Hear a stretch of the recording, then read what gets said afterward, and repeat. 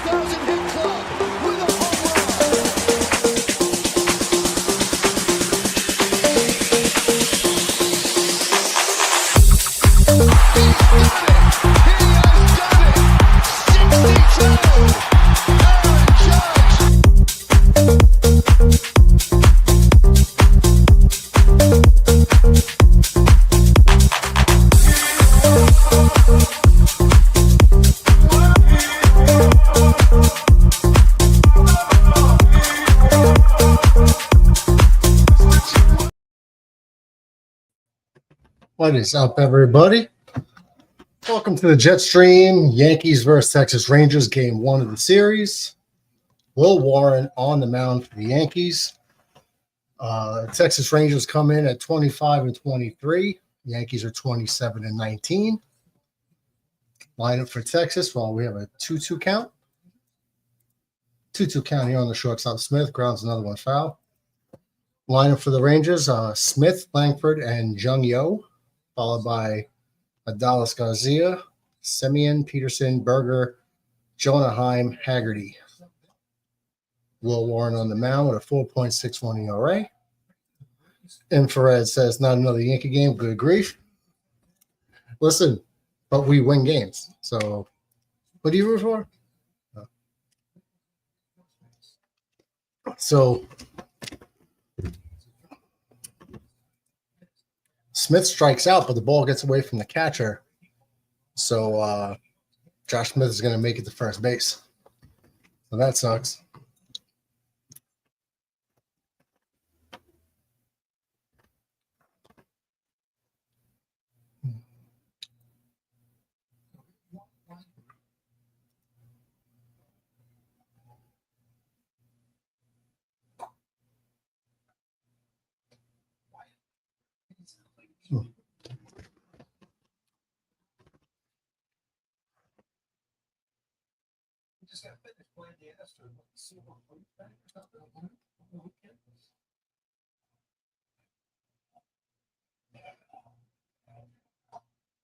There's a strike to Langford. Wyatt Langford, highly rated young prospect. He's hitting 248 on the year. So he hasn't really been tearing it up in the early going of the season. There's a ball in the dirt, 1-2.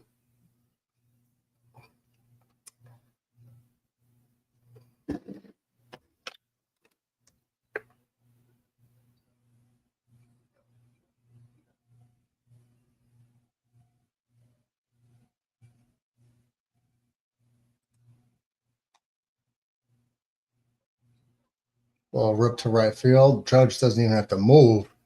Makes the catch, 1 down.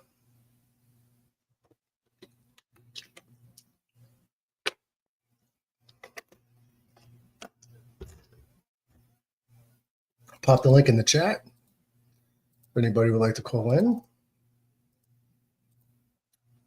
Here you go.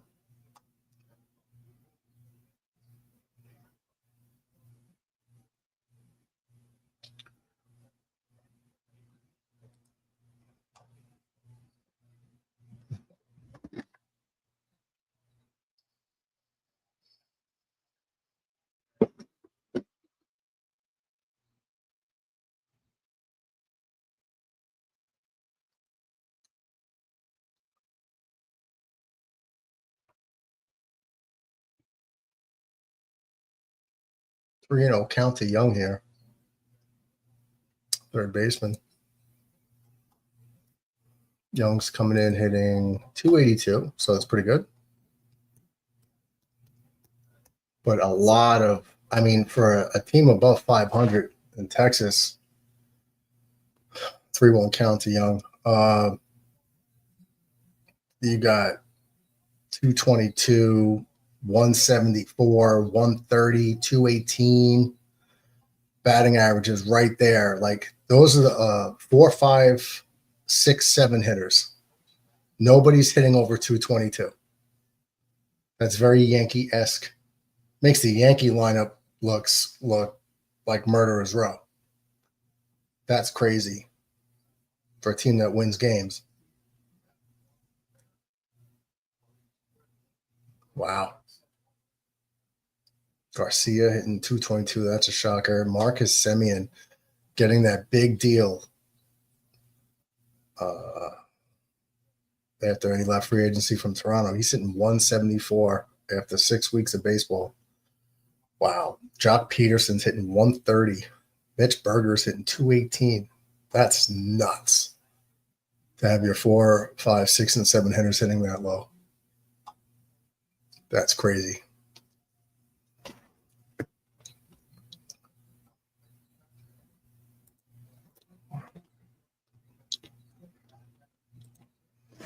All right.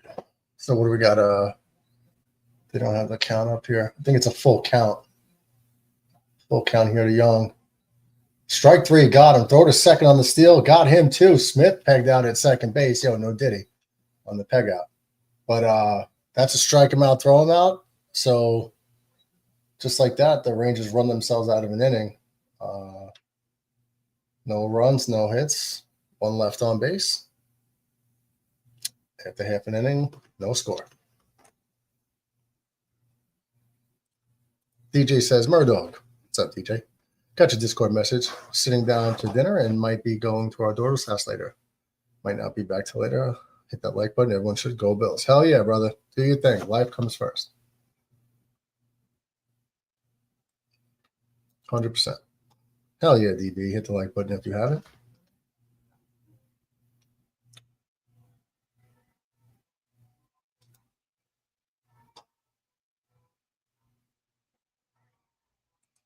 For the Yankees, it's going to be Paul Goldschmidt, Trent Grisham. They're flip-flopping again. Grisham was just fine in the leadoff spot lately. I don't know why they changed him, but Goldschmidt, Grisham, Judge, followed by Bellinger, Volpe, and Rice. Rice goes from hitting leadoff down to 6, followed by LeMahieu, Wells, and Peraza.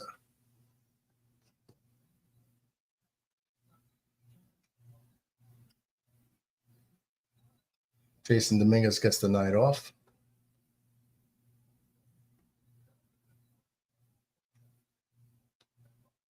So essentially, the Yankees would rather keep Ben Rice in the lineup over Jason Dominguez right now. That's really what we're looking at. Unless they're going to have a rotation of, well, then Rice sits tomorrow and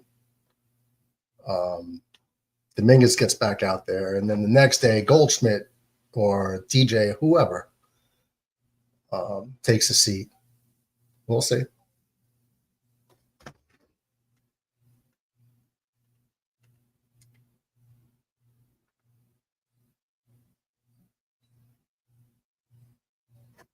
Patrick Corbin on the mound for the Rangers. He's a lefty.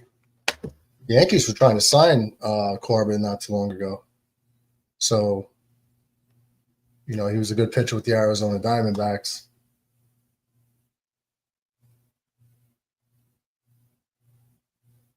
Goldschmidt's going to ground out to third, throw to first in time. Michael Lando in the house. What's up, brother? What's up, Murdo? My brother from another mother. You never know. Could have been my mother. We could have the same one, too. Now, what's up, brother? Chilling. Trying to get this Yankees dub.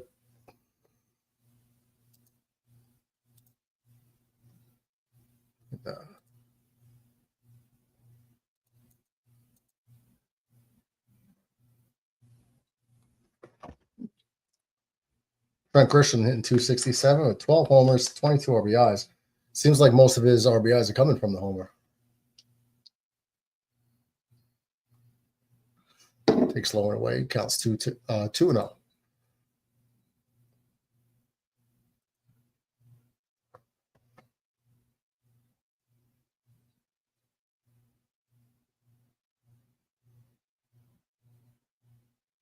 Grisham fouls the ball, fouled away. Michael Lando says, I'm a Mets fan, but I'm a big supporter of your channel. Side check noise. Hell yeah, thanks, Lando. Yeah, we what's that word? We transcend fandom. Like we got Buffalo Bills fans, we got 49er fans, now we got Raider fans, we got Met fans, Philly fans, we got Yankee fans and Jet fans. So it's all about just being a sports fan. We got our Jets, which most of us though, and most of the Jet fans are Met fans anyway. So TV says, "What up, Lando?" Lando says, "I always support the New York teams." Yeah, I don't have a hatred for any other New York team. I don't. Trying to think like what New York team would I hate the most? That's a good question. I don't. Hate's a strong word for the teams.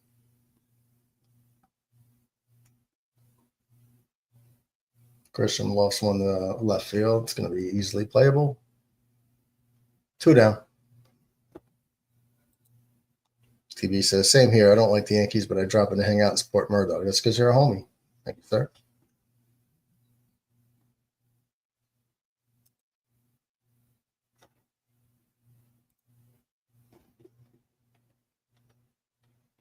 Yeah, I mean, most of us here, we're all Jet fans for the most part. The majority of us are Jet fans. Lando says, I don't hate any team too much energy, but I dislike a lot of teams. Yeah, we're all in the same boat, disliking a lot of teams. And the fan bases, though.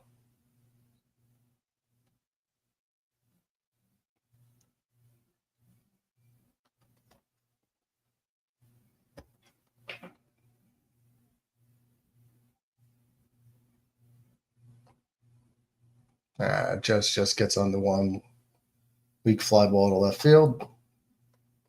It's going to be caught by Langford, and that'll do it. Quick inning for Patrick Corbin. So at the end of 1, no runs, no hits, no errors, nobody left on. Scoreless after 1. Rangers are going to have Adolis Garcia, Marcus Semien, and Jock Peterson in the top of the 2nd. Very quick inning from both pitchers. Warren threw 17 pitches, which is okay. Corbin, 11. The Yankees are really going to need to get into that Ranger bullpen. So an 11-pitch inning is not helping the cause.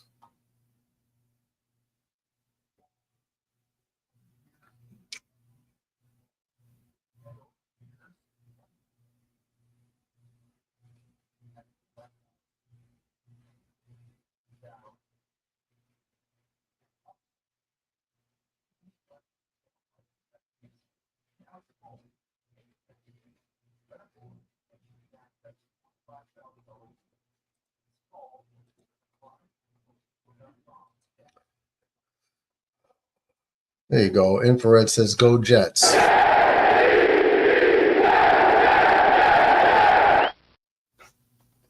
Oh, yeah. Don't ever forget. 12-5, man. There you go. Lando says, what's up, Infrared? Big Red, what's up, brother? TV's watching the Mets and Red Sox. No score there in the bottom of the 2nd inning, but Boston does have 1st and 2nd with nobody out in that game.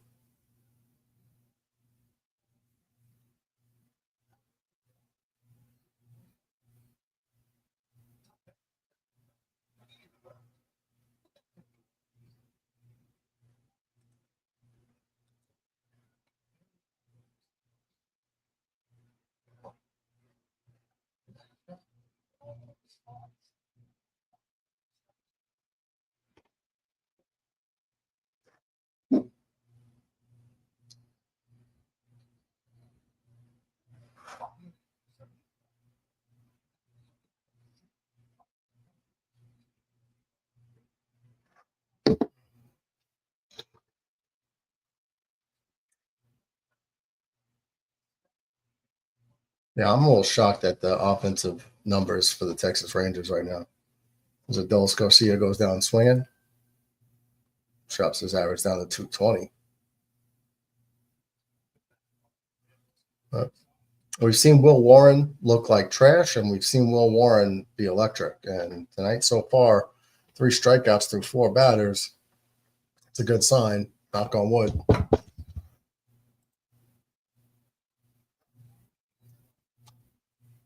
That's a ball. Simeon fouls one away. Demian. I don't understand how he's hitting 174 with 3 home runs. Like, what happened to this guy?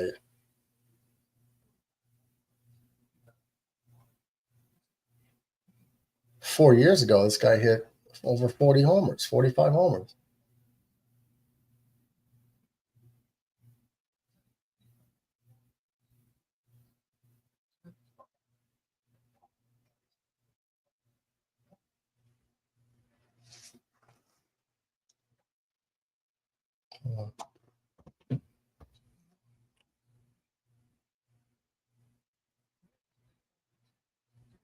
Let me find something.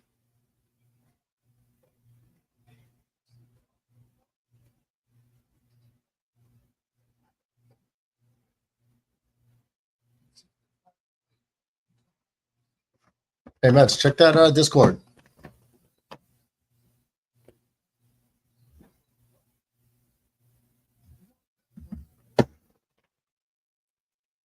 Little brother Mets, what's up, brother?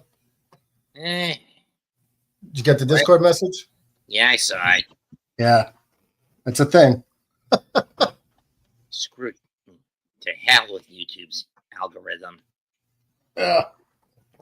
Well, it's for all of us. So that's what we got to do. Infrared says, chilling, brother. Lando and DB just snatched me up some cold ones. As if we ever had a doubt. Lando says, who's Chris 716? He started the first comment on Midnight Mike as Go Bills. He's a Buffalo Bills fan. Well, I'm not going to be in for that long anyway. I'm not going to be in on that long anyway. I've got my NXT taping to do tonight. Okay. Which means I got to be out of here by about 8. By 8? Okay. There's a wow. Large hail, damaging winds, people outside. Move immediately indoor to shelters. Inside, strong. Oh. Okay, well, they're saying either tornado watch or warning in my area. The question is, what parts of the state? They're calling for hail to hit at some point tonight. Well, bat down the latches. Orlando says, yeah, he said that started out the first comment. Big guy. We don't watch that show anymore, Orlando. I don't know how much you're aware of, but let's see. We don't do that anymore. My neck of the woods. DB says, stay safe, Mets. We have had severe weather all day. Doesn't look like it from my area.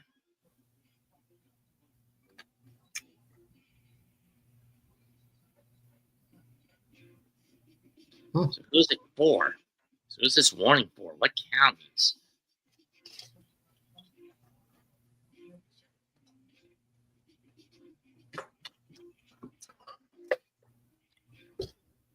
How's it over in Metland? Out of set first place because of bad playing last night. And of course, you can never trust the Rockies.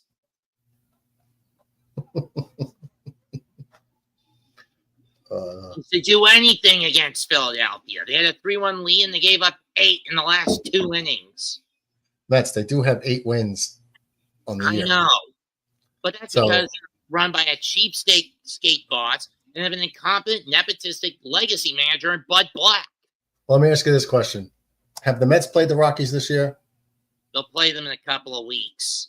Okay, so you're going to have your turn to beat up on them and get wins off them, just like Philly is, right? You're going to have your crack at them to beat them up? No?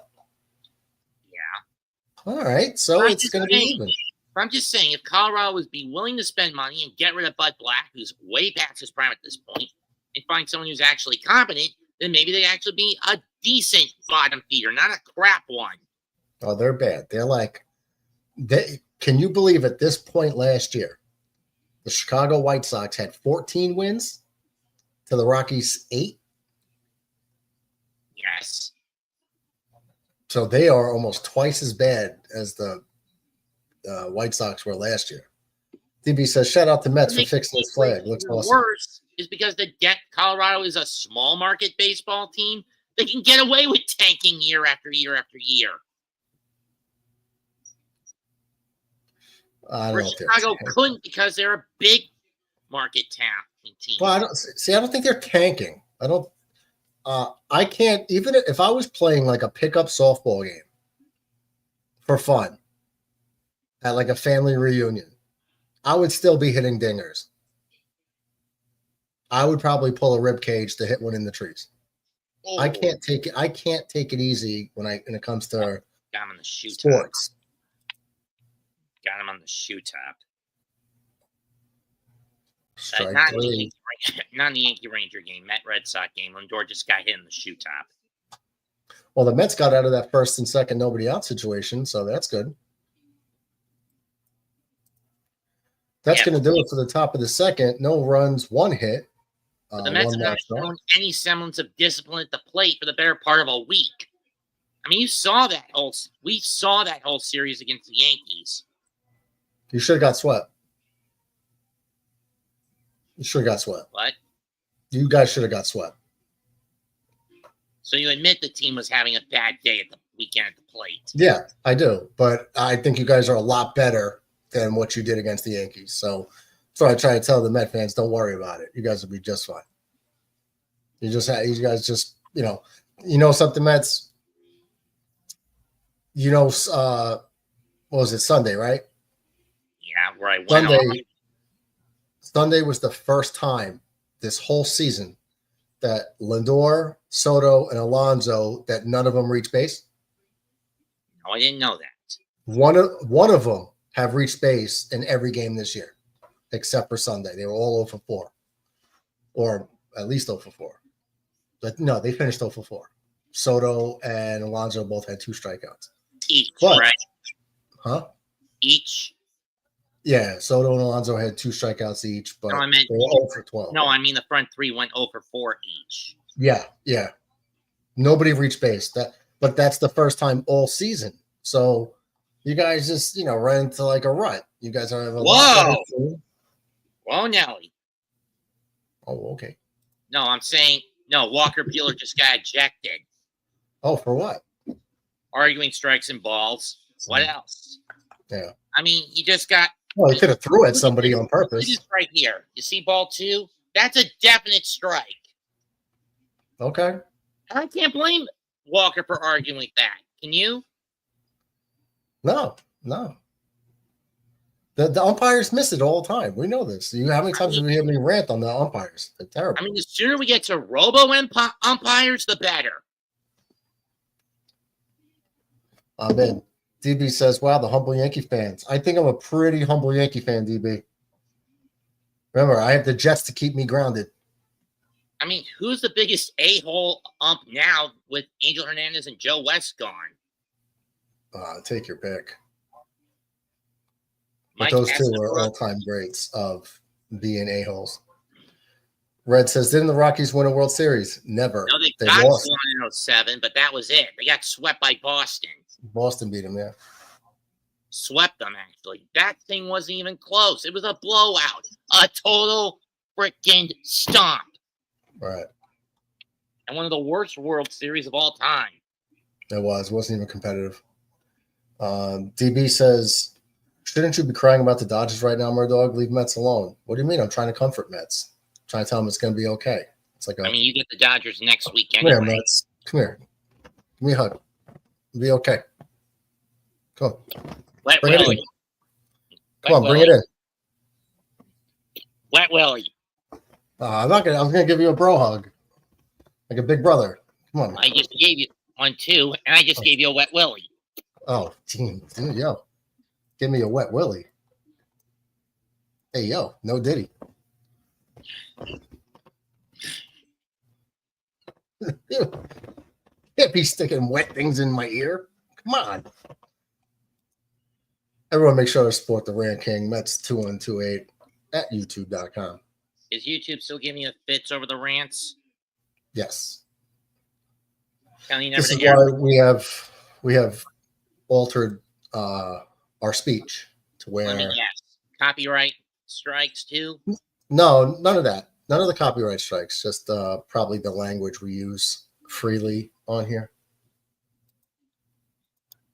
that we're trying to curb. Seriously, how much? I mean, I don't blame Bueller for blowing his stack over a missed call. But A lot of people do. Best to put your lips in a bear trap in this case.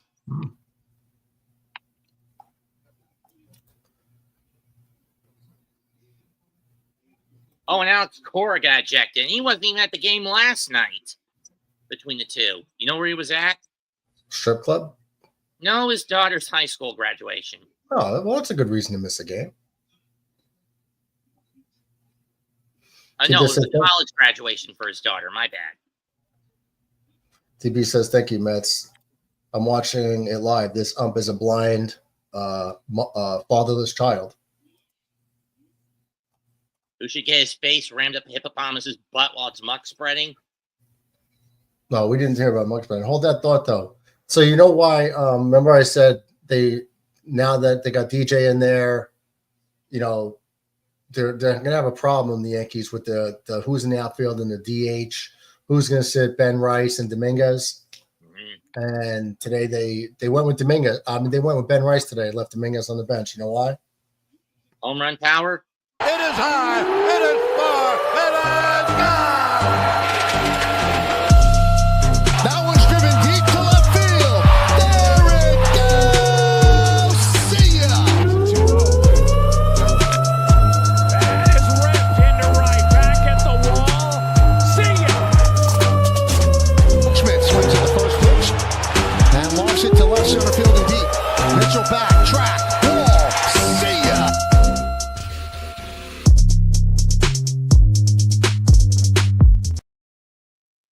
That's right. I believe that's number 10 on the year. It is. Number 10 on the year for Ben Rice. Lefty on lefty takes Patrick Corbin deep. DJ LeMahieu then grounds out to end the second inning. You can argue that Corbin has been going downhill since that 2019 ring with Washington. Yeah, and he got that big contract. He hasn't had a plus 500 year record in years. Yeah, I mean, it looks like the Yankees were like looking to break the bank for him. But at this point, Corbin's washed. No. When he hit free agency and he got that big contract, Yankees were like trying to trade like every couple of years. And then he was a free agent and he decided not to take the Yankees deal and went somewhere else. And it's been a blessing for the Yankees to not be saddled with his contract and poor performance. I mean, again, like I said, after 2019, he's been in a tailspin. Yeah. Well, he's not living up to the contract. Well, we could agree on that for sure. If it says so much for freedom of speech. Oh. Okay. Aren't you guys getting DeGrom tomorrow? Are we? Yep. Who we got going? You got to go up against Jacob DeGrom tomorrow. Yeah, and who do we got going? Yarbrough. Sounds more like a bullpen game if you ask me. He's the bullpen guy. He did that for the Tampa Bay Rays for years. Yeah, it's always tough to face Jacob DeGrom. Even when he was with the Mets, it was like, oh. Despite the fact that I wish that DeGrom, at basically now the tail end of his career after a couple of Tommy John surgeries, he pivots to what Zach Greinke did at the back end of his career. More breaking balls, off speed pitches. Yeah, go for finesse, not the power stuff. Yeah, well, if the power stuff keeps ripping your elbow apart, then maybe you got to dial it back a bit, you know? I mean, that's why Greg Maddux never went under the knife. He was constantly a finesse pitcher. Yeah.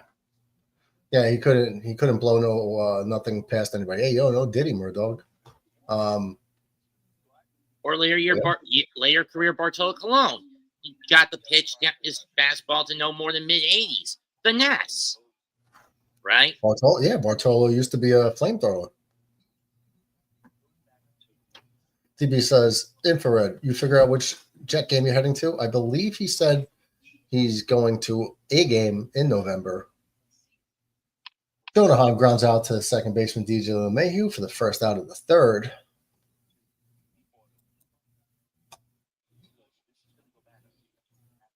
It's going to bring up Haggerty. Sam Haggerty hitting 278. At this point, if you're going for finesse pitchers, why doesn't Clayton Kershaw pivot to that? I'm sure he's going to have to.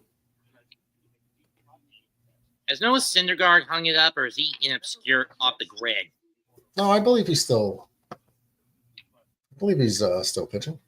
But where? But he's always hurt. He's another guy the Yankees were trying to get. Yeah, like you would have a past your prime Thor. No, a couple of years ago we were trying to get him. When he signed a contract with the Angels, even though he was going to miss a full season with the injury, the Yankees were trying to get him on a contract, basically giving him a year for free to rehab to get him for the next one. DB says you should look at the connection between National Player of the Year,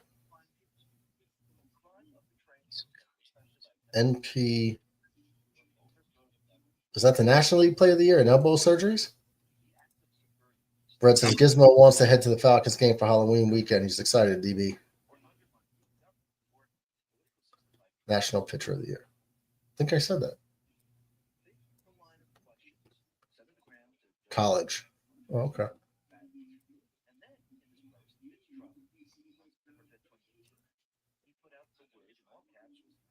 Where's Brother McAteer? Brett said, DB says, Red, can you get me a Nick Nash autograph?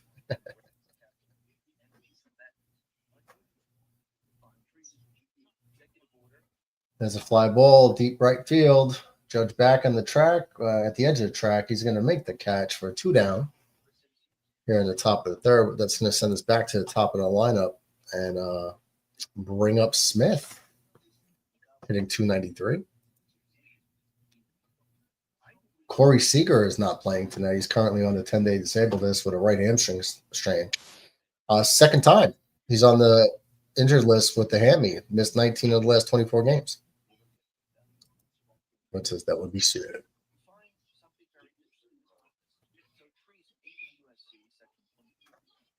Yeah, I mean it's a good thing that we get to miss Seager too. He's just someone that does damage. Oh, pops it up. Judge is going to come in, throw him off, and that'll do it. Rangers go down 1-2-3 at the end of 2.5. Both teams are 1 hit, but the Yankees, the only ones with the run, as they got a dinger from Ben Rice, number 10 on the year. DB says the Red Sox are keeping the Mets scoreless top of the third. The night's still young. The Yankees are going to have Austin Wells followed by Peraza and then back to the top of the lineup with Goldschmidt. Through 3 innings, Will Warren is at 44 pitches, hoping that he can make it through 7. Corbin through 2 is at 24 pitches. It's about time the Yankees start making this guy burn through his pitches. Brett says, got a jet. I'll be right back. Well, if you got a jet, that means you're going to lose something. I mean, if you say I got a jet, that means you're probably going to lose your keys or lose. You have to lose something if you're going to jet, I assume.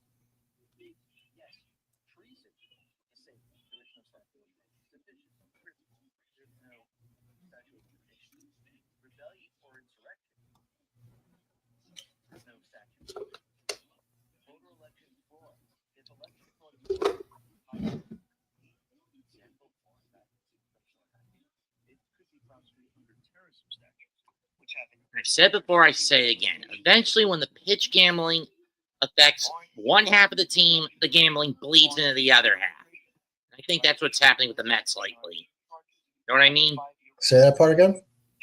When the gambling affects one half of the team because the manager is incompetent and constantly does tunnel vision gambling, it bleeds to the other half.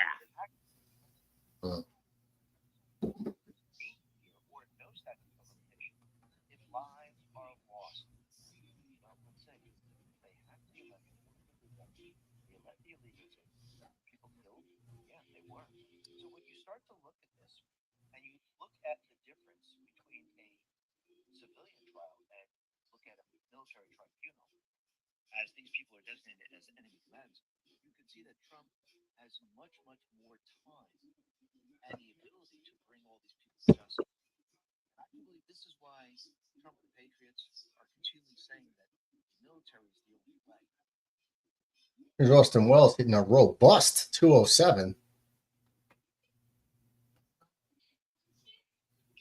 If you don't want to die from neuropathy, don't make the same mistake 90% of people with burning, tingling, and numbness do.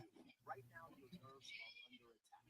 Not from 2-0 count, swings way in the dirt. Going for trying to golf one out of here. That's gonna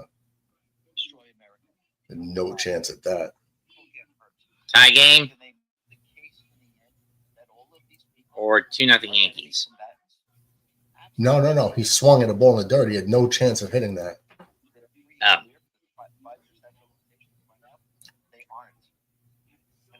Takes low count, goes to 3-1.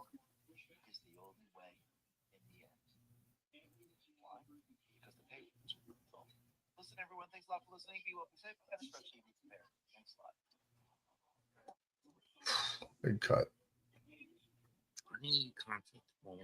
Behind.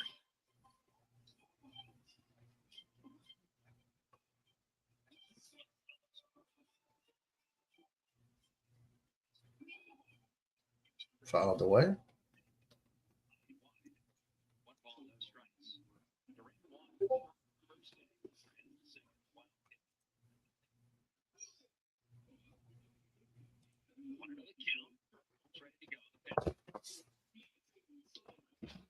Payoff pitch, way inside for ball four. So Austin Wells gets a walk.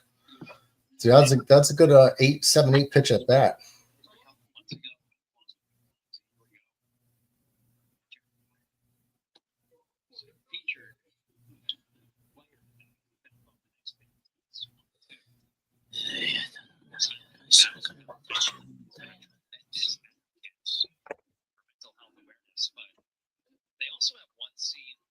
Oof, sharp ground ball to third, on the second for one, on to first, double play. Jeez, Peraza, come on, buddy.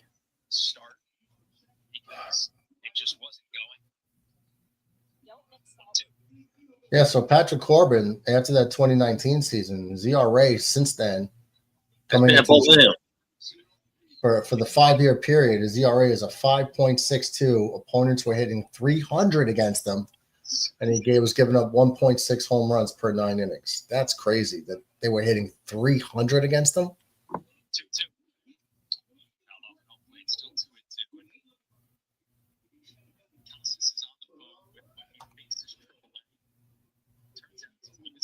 Holmes, why are you throwing away from Duran? Throw to him.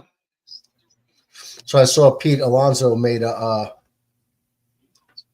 another throwing error last night. Yeah, flipped it to first. Like, he's got the yips or what? I don't know.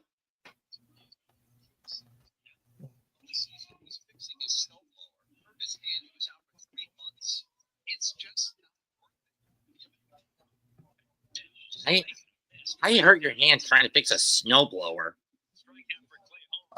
That's a good question. Then again, I should find, if I ever track him down, I'll ask Joe Sakic. So something happened to Joe Sakic? Years ago, he broke his hand trying to fix his snowblower, and he was out for 3 months of the year. Oof. Chris in the house. What's up, Chris? Mike Lando was just asking for you.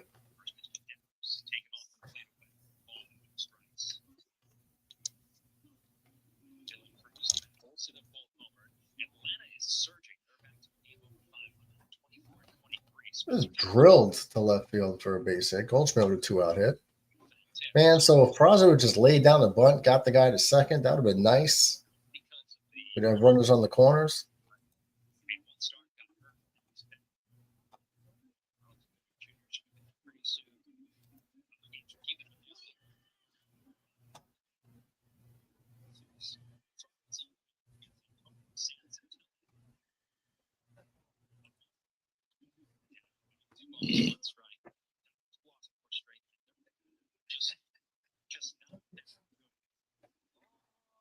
When have the Dodgers started to lose 4 in a row? I don't know why. Can't believe they got swept by the Angels. That's nuts. And they lost the first game of the Diamondbacks. That's even stranger. Oh, the Angels. That's That's worse sad. than the Diamondbacks. So the Yankees got 3 people with double-digit home runs already. That's pretty good. What were you saying? That's sad to get swept by little brother Angels. They're not even a good team. That's the problem. That's because their owner's a cheapskate and Art Moreno. Yes.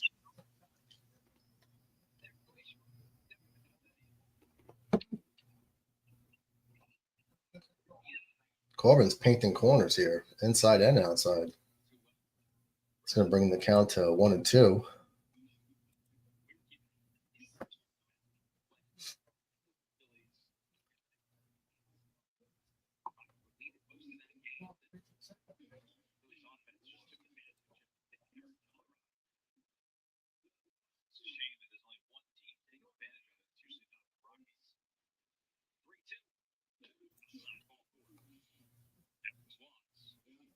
Did you see a position player struck out Ohtani? No.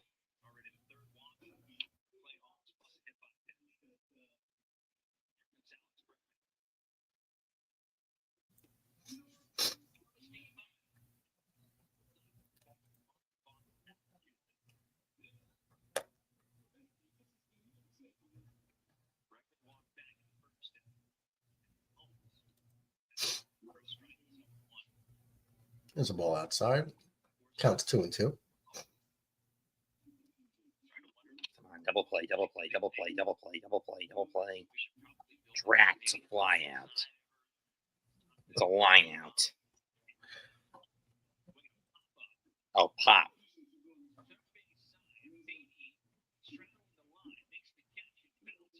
I think it was the A's. It might have been a catcher. I don't know the position. I just know it was a position player. Wouldn't have come last night. They were playing the Diamondbacks, right? A few days ago. Or a week. I don't know. I just saw like a little clip. I didn't even watch the strikeout. I just saw the headline like position player strikes out Ohtani. But he still got 17 homers already. That's nuts. Oh, Trent Grisham goes down on strikes. That'll do it for the third. No runs, 1 hit, 1 left on at the end of 3. Yankees still lead 1-0. Top of the 4th, it's going to be Wyatt Langford, Josh Young, and Adolis Garcia. What the heck happened to El Bombi? What happened to who? Garcia. I don't know, man. He's hitting 220? 220? Well, he came in at 222. He's down to 220. That's a little nuts, man. And he was a dangerous hitter the last couple of years. I don't know what happened to him.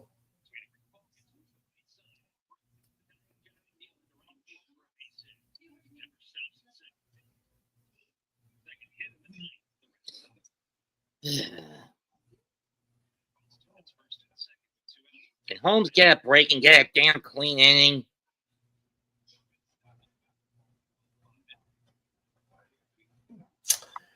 DB says Yankees Dodgers series is May 30th to June 1st. That should be interesting. Yeah, we get them this coming weekend, May 23rd through 25th.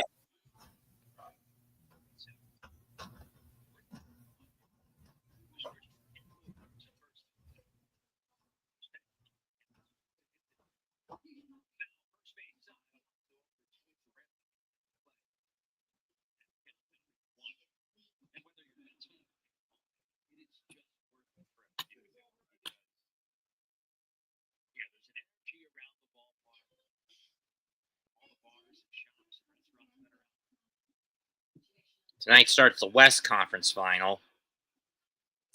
Yeah, so we got the Knicks tomorrow night.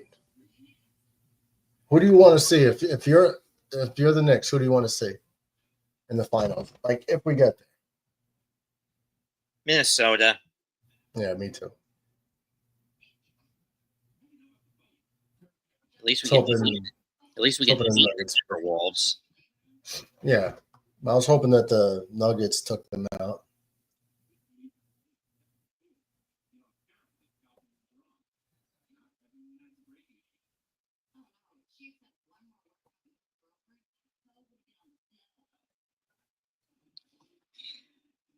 But still, it's a case of you. I mean, Mark, whatever his name is, the head coach of the Thunder. Have you ever watched Awful Coaching's draft reaction earlier last year? He calls the guy a horrible coach who has no competence understanding of defense. But that's the consequence of having a young core with Oklahoma City. You know what I mean? As far as I know, the oldest guy in their core is who? Hartenstein?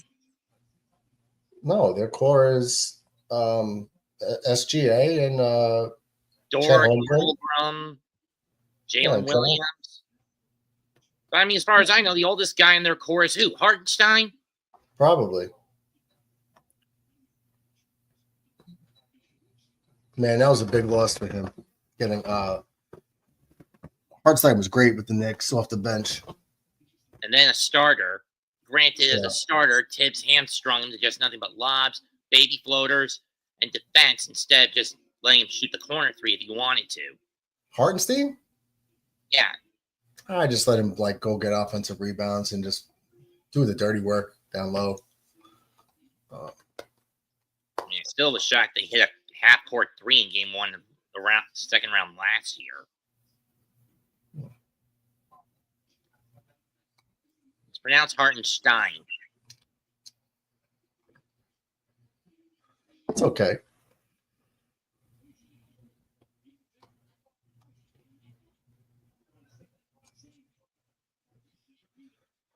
Full count. The Wyatt Langford got him. Strike three looking. That's the sixth strikeout for Will Warren through 12 hitters. Well, the Rabbit's coming. The Rabbit is coming out to fight today, and I gotta get going anyway. All right, what's on the agenda for NXT for tonight? Is it Miles Joe Warren? Kalani Jordan against Zarya. Kalani wins. She gets Luka at Battleground. A dumbass, pardon my mouth, but dumbass concert between Trick Williams and Joe Hendry. Yeah, that's stupid. Is the Miles Bourne Obafemi match tonight? No, it's a Battleground. Battleground, okay. It's so who's winning? Is Hendry losing his title to Trick? At Battleground, no. I don't have Hendry dropping it until at least against all odds in June. Okay. Well, to have a WWE guy win a TNA title, they're going to do that. They're going to do that at some point. You realize that, right? Just for the, with the AAA people, they're going to start meshing the titles they're going to let a TNA guy win a WWE title. I'd rather they don't, to be honest. Well, they're going to have to. TNA is not going to be like, yeah, just take our titles, beat our superstars. That's not going to work. It's going to have to be a give and take. Well, still, I would rather that neither side gives or takes. Well, then, Adolis Garcia, they almost got the pickle. Well, not almost. Wasn't really close. I don't know. That's interesting to see. If they let Trick Williams take that TNA title off him.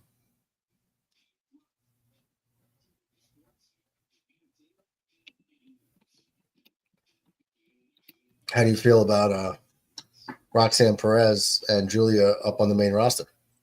Yeah, I like Julia. I don't like Roxanne at all. Well, again, I got to get going. See you later, Mats. Have a good show, buddy. Adolis Garcia down on strikes. That's Will Warren's 7th strikeout in 13 batters. That is nuts. They are chasing everything this guy's throwing.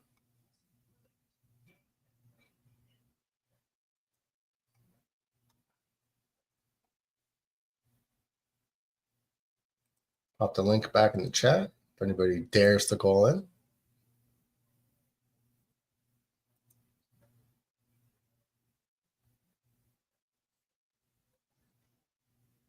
This game is moving along pretty quick.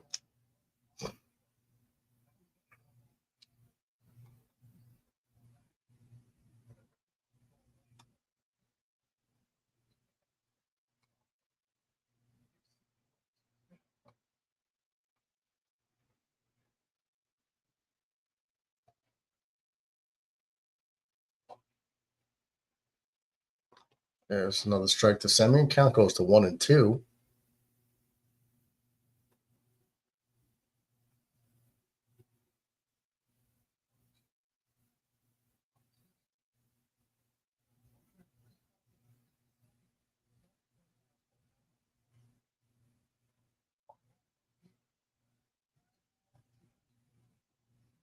And the foul ball goes out of play. Count remains 1-2.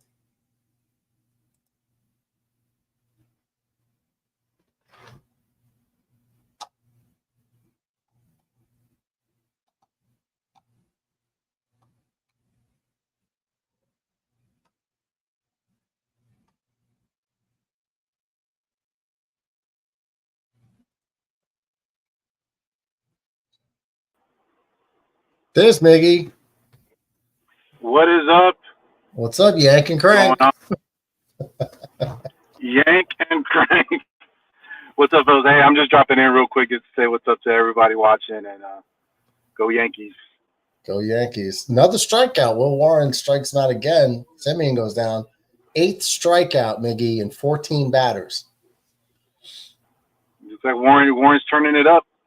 Wow. I said before, Yeah. he's either like really bad or lights out, which is good, though, because he's a young pitcher. So to see that he could have this type of night means, that he can do this at the big league level. Yeah, definitely. And this is what I was expecting of him at the beginning of the year. I felt like this was going to be his make or break season, but I was leaning towards it being like his breakout season with the Yankees and being maybe that solid 4th or 5th starter. Especially with Stroman. I don't even know what the deal with Stroman is right now. Like, I haven't seen him in a while, or at least I haven't paid attention to see if he's even pitched. Nah, I'm kind of. But I think he's out, right? He's out with an injury. Yeah, kind of hoping that his career with the Yankees is over. John Ratcliffe checking in. Hey, bros, what's up, Ratcliffe? Good to see you, What's up, Ratcliffe? What's going on? Ratcliffe getting ready for that surgery. Yeah. Well, best of luck, buddy. Hopefully everything goes out well. What did you think about this series over the weekend with the Mets? I think we could have swept them. I think we should have swept them. But I also think that we got like the worst version of the Mets. I think. I don't think we got the good one. I kind of knew that. I was surprised to see Soto. What's that? I was surprised to see Soto struggle over the weekend in the series. I mean, good for us. Yeah, they let him have it, man. He went from Juan Soto to Juan No Show. They were turned their back on him. That was funny.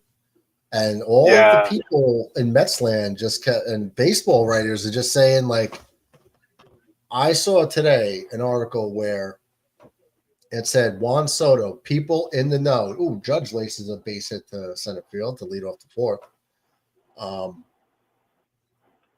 Let's see. Let me just check Judge real quick. Okay, he's back up to 402 now. Okay, still above 400. So it said that people in the know said that Juan Soto wanted to stay a Yankee. He wanted to be a Yankee, but his family wanted him to be a Met.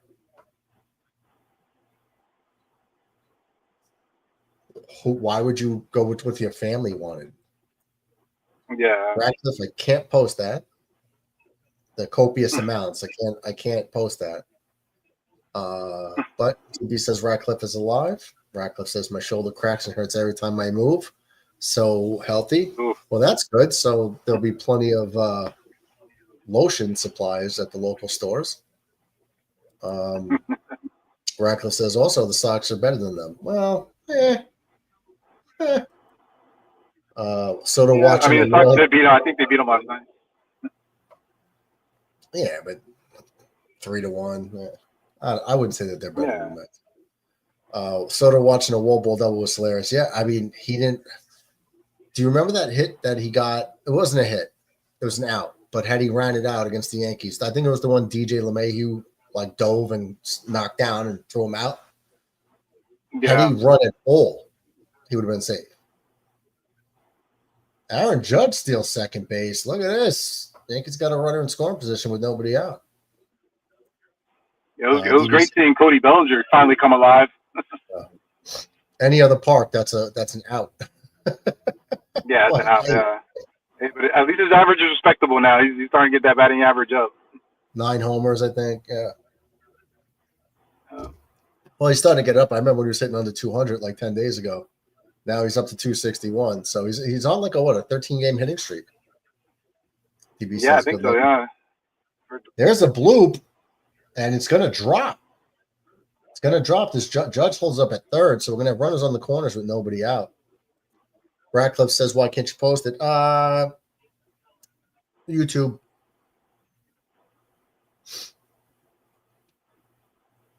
Language, trying to straight and narrow. You're trying to make my man Murdoch legit now. Yeah. gotta get you over the hump with YouTube. Yeah, we gotta tone it down. So I mean, we're just talking, right? We just talk and just ourselves, but YouTube policies, they don't like how free we are with words. Yeah. So, First Amendment thing, but it's all good. yeah, there's that. But it's also like, Yeah. It's their platform, so I guess you either conform or Yeah. don't.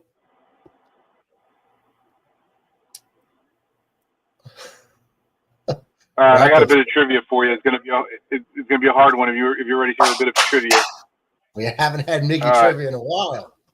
I know. All right, so if y'all notice, I'm wearing the Texas hat, Texas Tech. Red Raiders. So, because I started to go. I went back to school, so I'm going back to Tech. Wreck 'em Red. But Head of the Tech. so we got two Yankees. So we got two Yankees that have played for Texas Tech, and they're very recent. And I'll give you a hint. They're technically in the Yankee organization, so they haven't made it to the big club yet, but they're in the organization. Oh. I just want to see if you can name at least one of them. Oh, they're minor leaguers? Yeah, they're minor leaguers. One got drafted last year. One got drafted by the Dodgers in 2020, but I think he came over in 23. I probably won't know the minor leaguers' names. I wouldn't get that one. No, it's not Spencer Jones, right? Where did Spencer Jones go? Was he Vanderbilt?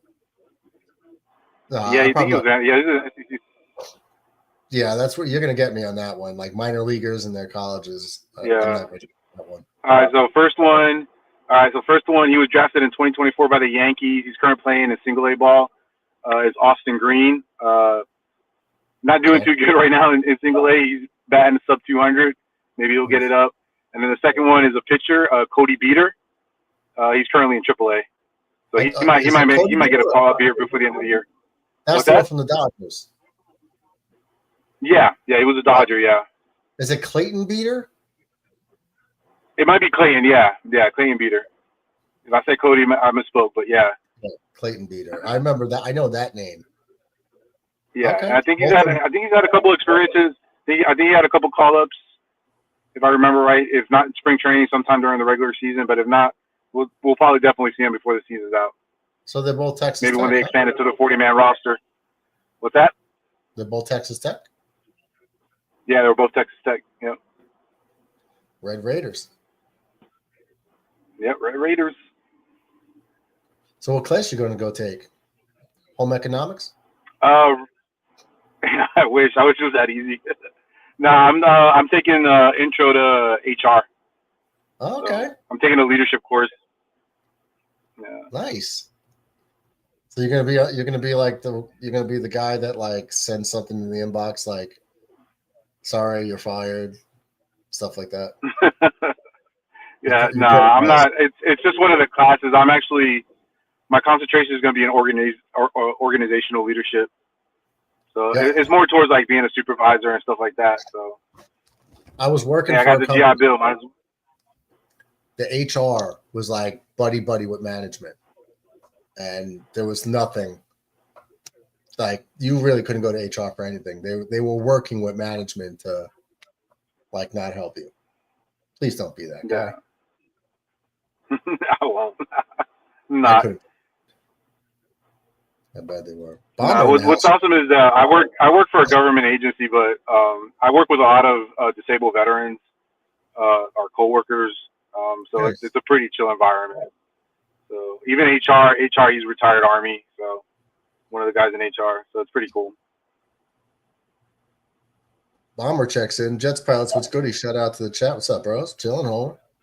So Bomber, hey, we going 12-5, man. You I think so? believe. I might as well think jump so? on that train. 12-5, man. Was that? I'm gonna 12-5, believe. Yeah, man. we're going 12-5. 12-5, man. 12-5, man.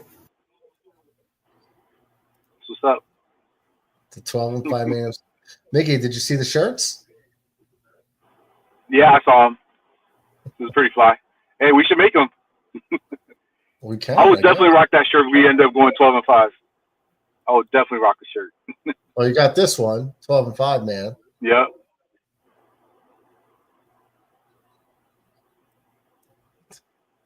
That's not a real shirt. I would definitely rock that shirt. I will make it. We go 12-5. Where's the other one? I will make Bomber internet famous. This one. I mean, that'd be a hell of a prediction. Oh yeah, that was dope. That one should get made. Yeah, that'd be a hell of a prediction though. We finished 12-5. I mean, that's almost on the lines of Murdoch making that. Back in October? You made that prediction that Aaron Glenn was going to be the head coach. Back in October. Yeah, that's a pretty fire take. Well, I mean, on the show that shall not be named, they were saying nobody wants to coach the Jets. And I was like, that's not true. I mean, you guys don't know much, but you're definitely wrong on that one. And looks like I was right back in October. Yeah, because I don't even think the rumors, because I think I first started hearing the buzz was like December about Aaron Glenn possibly becoming head coach. Yeah. But anyways, I got to go, fellas. Did you bring an apple? It was good seeing y'all. But it's all online courses. It's all online courses. So okay. Yeah. So you can look up the answers. I would. Pretty much, it's open. Yeah, it's an open book course. It's a 2-week semester, so it's like open book. So it's all good. I mean, we still got to do papers and shit, but All right, brother, all right, man. take care, y'all. Good luck with class. See you a little bit. Have a good one, bro. Sounds good, man. Yeah, I'll be watching along here. But y'all take care. See you later. 12-5, man. We have smart people in the chat that go to school. Cody Bellinger gets caught. All right, so let me give you a recap. Ben Rice drilled one, no diddy, to center, and the guy made a great diving catch, towards the center field walls. Great catch. But Aaron Judge was able to tag up, so the Yankees scored a run. Cody Bellinger had to go back to first, and then he got caught stealing, which was pretty close, but that ends the inning. So the Yankees pick up 1 run on 2 hits and leave it. No, nobody got let down because he got caught stealing. But they do pick up a run, so the score after 4 is 2-0 Yankees. Let's see. Pitch count. Corbin is at 62 pitches, 38 for strikes. Warren's at 61, 42 for strikes. So, okay. TB says you can order them anytime. I have the link there, $23.18 each. Nice. Bomber says you guys are a-holes. Damn you, DB.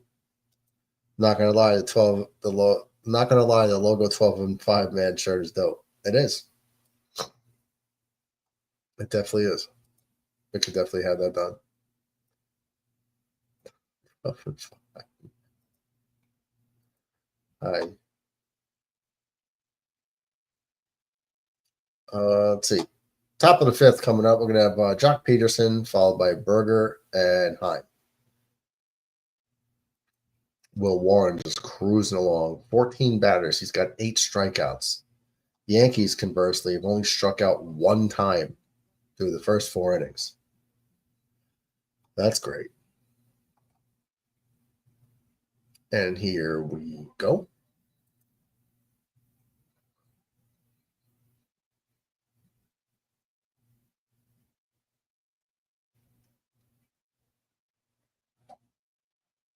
There's a strike.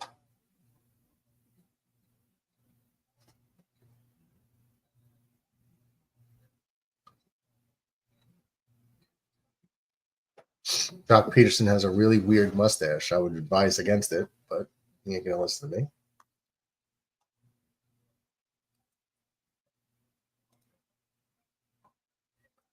Post the link if anybody would like to enter at their own risk.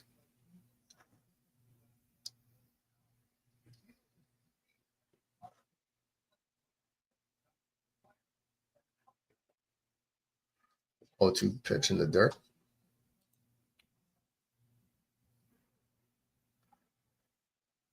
Still scoreless. Mets in Boston up there in Fenway.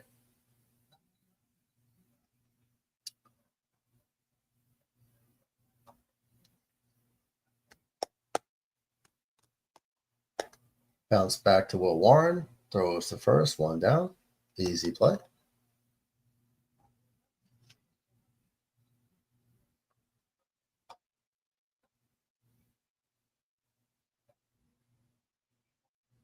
Crazy movement on Will Warren's pitches, man. TB says Red did a good job on the bomber emoji. It looks bad butt at bomber. Fire, fire, fire. Mickey says DB for real. Yeah, it's a good emoji. It's funny. It's a funny picture. I enjoyed it. Definitely a funny picture.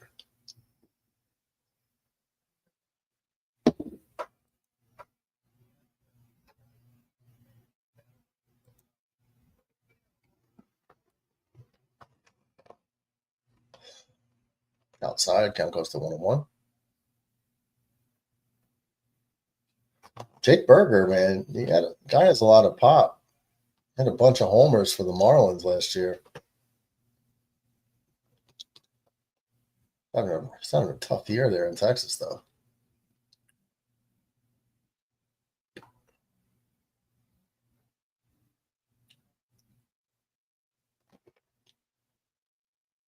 Hoping that Warren can get through at least 7 innings here. Ooh, he went. Okay, home plate umpire called that. Count goes to 2-2. What movement on that sweeper, man? That sweeper, man. They just showed a bunch of his strikeouts, and the movement on his pitches, man, they are running. So now you get to see why he's a touted prospect. Nice, another one with good movement, but it's grounded to third, on to first. Goldschmidt scoops it up. The second out of the inning. Name that Yankee time. Career average 241, 42 home runs, 140 RBIs for his career. Started off with Texas, 2017 to 2022. Played for the Giants also in 2022. Was a Yankee in 2023 and an Angel in 2024. Wow.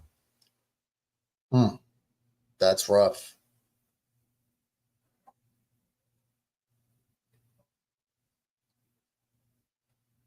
They give some really hard name that player trivia. It's not easy.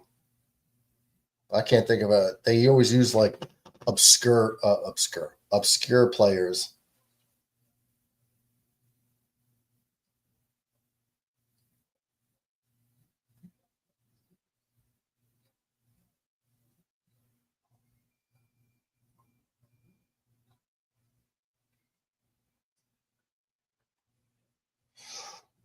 Heim drives one deep to right field.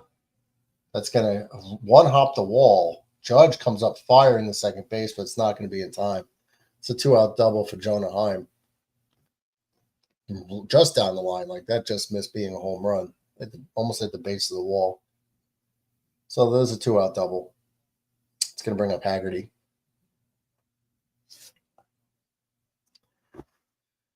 DB says Joe Thuney gets a 3-year, $51 million extension from the Bears, 33.5 guaranteed, 17.5 AAV. Yeah, it's a good deal for them. It's a good deal for them.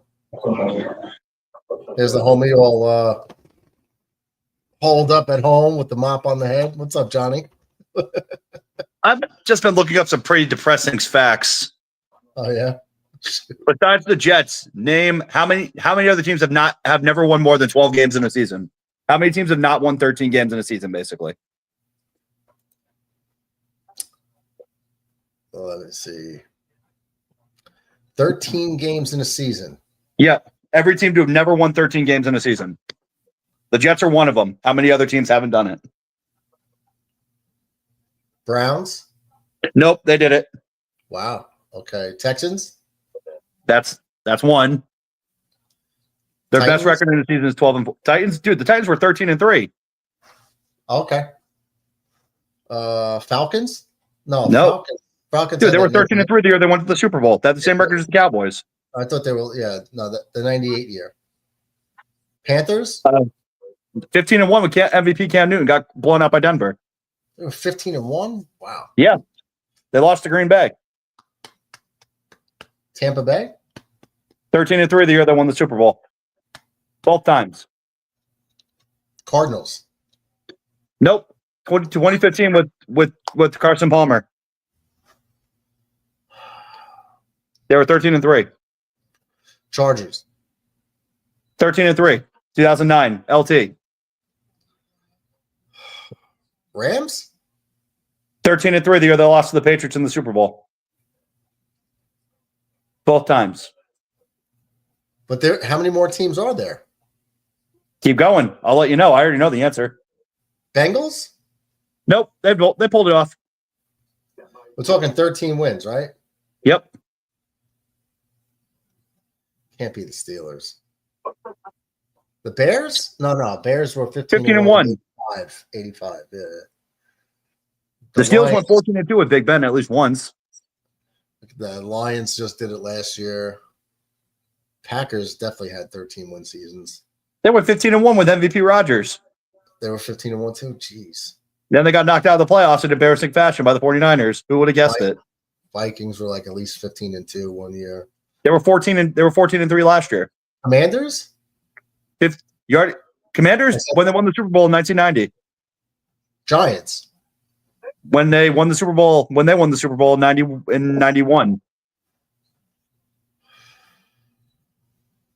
I just almost want to say it's only the Jets. It's the Jets and it's only the Texans. Jets. Oh, so why did you tell me that's it? Because I wanted you to keep guessing until you finally gave up. But if that doesn't put into perspective just how sad the Jets have been for their entire history, they've never won 13 games.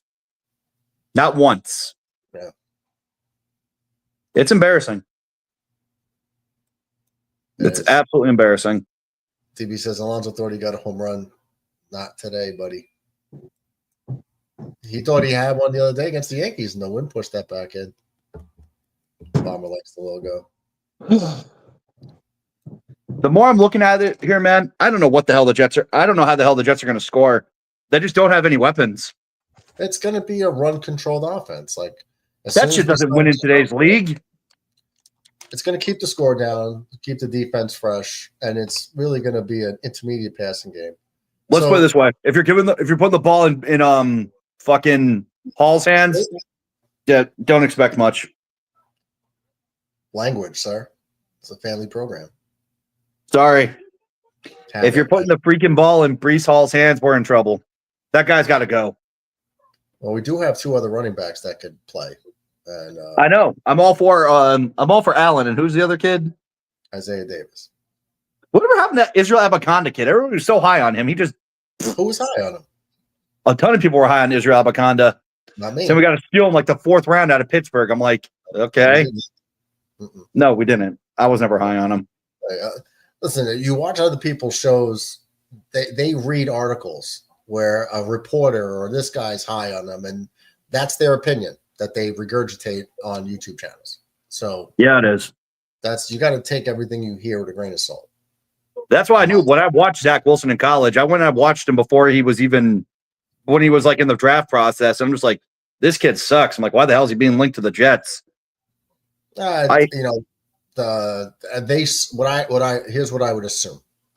They saw the workouts in the shorts with the off balance throws, the across his body. They're like, oh, that's Mahomes-esque. And yeah, I remember. Yeah, Mormon Mahomes, they were calling him. Remember? So the Jets were like, if we can get a Mahomes version, we got to take him. I heard they only took him because Woody and his uncle were buddies. That can't be why. Now keep this in mind too. Everybody had the Jets taking him number 2. I know. So it's not like if the Jets did not take him, everybody would be like, the Jets don't know what they're doing. They should have took Zach Wilson. He was right there. This is why they're a bad franchise. That's what they would have said after. I don't understand everyone's infatuation with him. I didn't get it. I looked at the list of beer truck drivers he was playing during the COVID year, and it was just ridiculous. Yeah. No, it was a tough year to draft with the COVID year, but no, it wasn't. It was very simple. You go with the guy who just played in the national title game. It's not his fault their freaking running back and best receiver broke her collarbone and pulled a hamstring in the national championship game. It's not their fault. Who are you talking about? I can't remember. It was a freaking, I think Olave pulled his hammy, and their starting running back broke his collarbone. Both of them got hurt in the first quarter against Alabama in the Natty. Right, but who are the Jets supposed to take? Justin Fields. He was the consensus number 2 pick the entire season, and then all of a sudden, since we want to be family friendly, this person with below on the left end of the bell curve IQ just beat up crap, and it was like, oh, this kid's great. I never understood it. I hated him. I always hated him, and I still hate him to this day. I hope when the Jets play Miami, I hope Tua is just sitting down because some other team took him out. AIDS comes in, and the Jets can absolutely pulverize him and end his career. I mean, when you're one of the top 3 worst busts in NFL history, ugh. Well, Fields went 13, if I'm not mistaken. So 11. 11? Okay. So Pretty sure he went to 11 to the Bears. A lot of teams passed on him. I bet San Fran was kicking themselves after the start of that. Imagine how good he could have been. Imagine how good he could have been in San Fran. Well, how about this? You don't hear nobody talking about all of what the 49ers gave up to move up to 3 to take Trey Lance. Yeah, because the Dolphins have done nothing with it. No, but you gave up that capital for a bust. Oh, yeah. I wasn't high on Trey Lance either, honestly. Right. So, but I'm saying you didn't hear anybody ripping them a new butthole. I know. That's the one thing I don't understand. It's like, why were people suddenly so low on Justin Fields when the kid did nothing but ball in college? And because he lost the Natty, I was like, oh, he's not that good. I'm like, are you serious? He's better at taking a shot than taking freaking Trey Lance and Zach Wilson, 2 guys who literally did nothing in college. Well, I don't think any of those quarterbacks, even if you look at Trevor Lawrence, he's been mid at best. So he's the only one who's worked out. But at the exact same time, the one time they gave him a remotely competent team, he did well. Then they just decided to screw around. I mean, I don't think there's any excuses this year. They've had a solid offseason. They finally had 2 decent receivers, a good running back room, and a decent O-line. There's no more excuses for Trevor this season.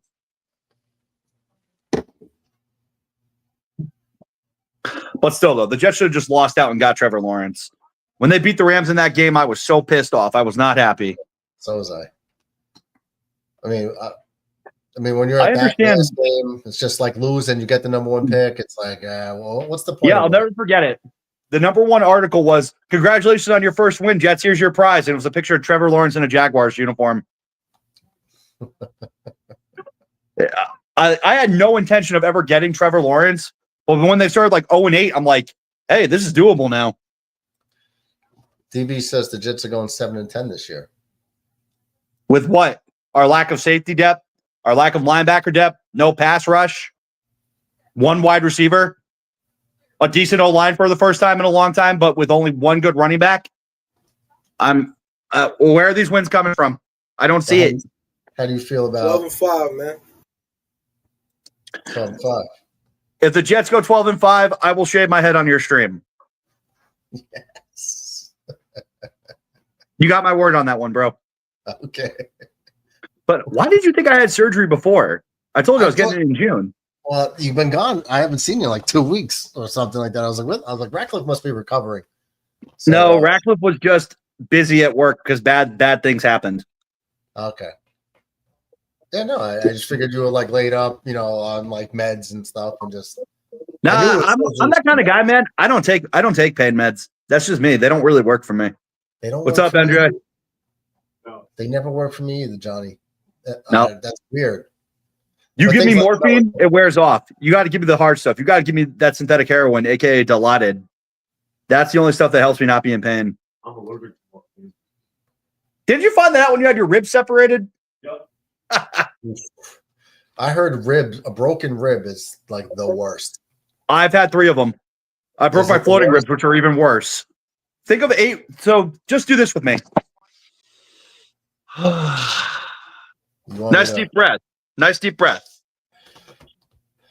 Feels nice and relaxed, right? Okay. Start crying. Oh, by doing that. You do this with your arm. This is Murdog.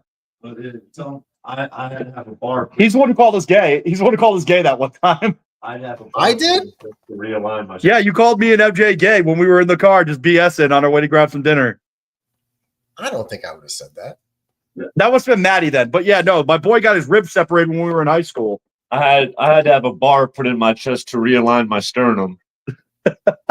Oof.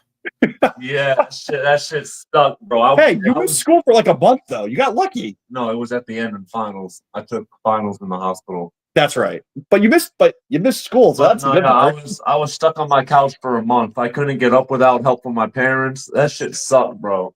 Didn't Kelly have to have the same thing too? Yeah. But Tara didn't. No. Lucky. I'll still say, I don't know, because breathing, that's involved with every breath you take. Yeah, But that's what makes those ribs so bad. Tearing the hamstring off the bone was bad. I mean, like, that was bad. Don't even get me started with tears.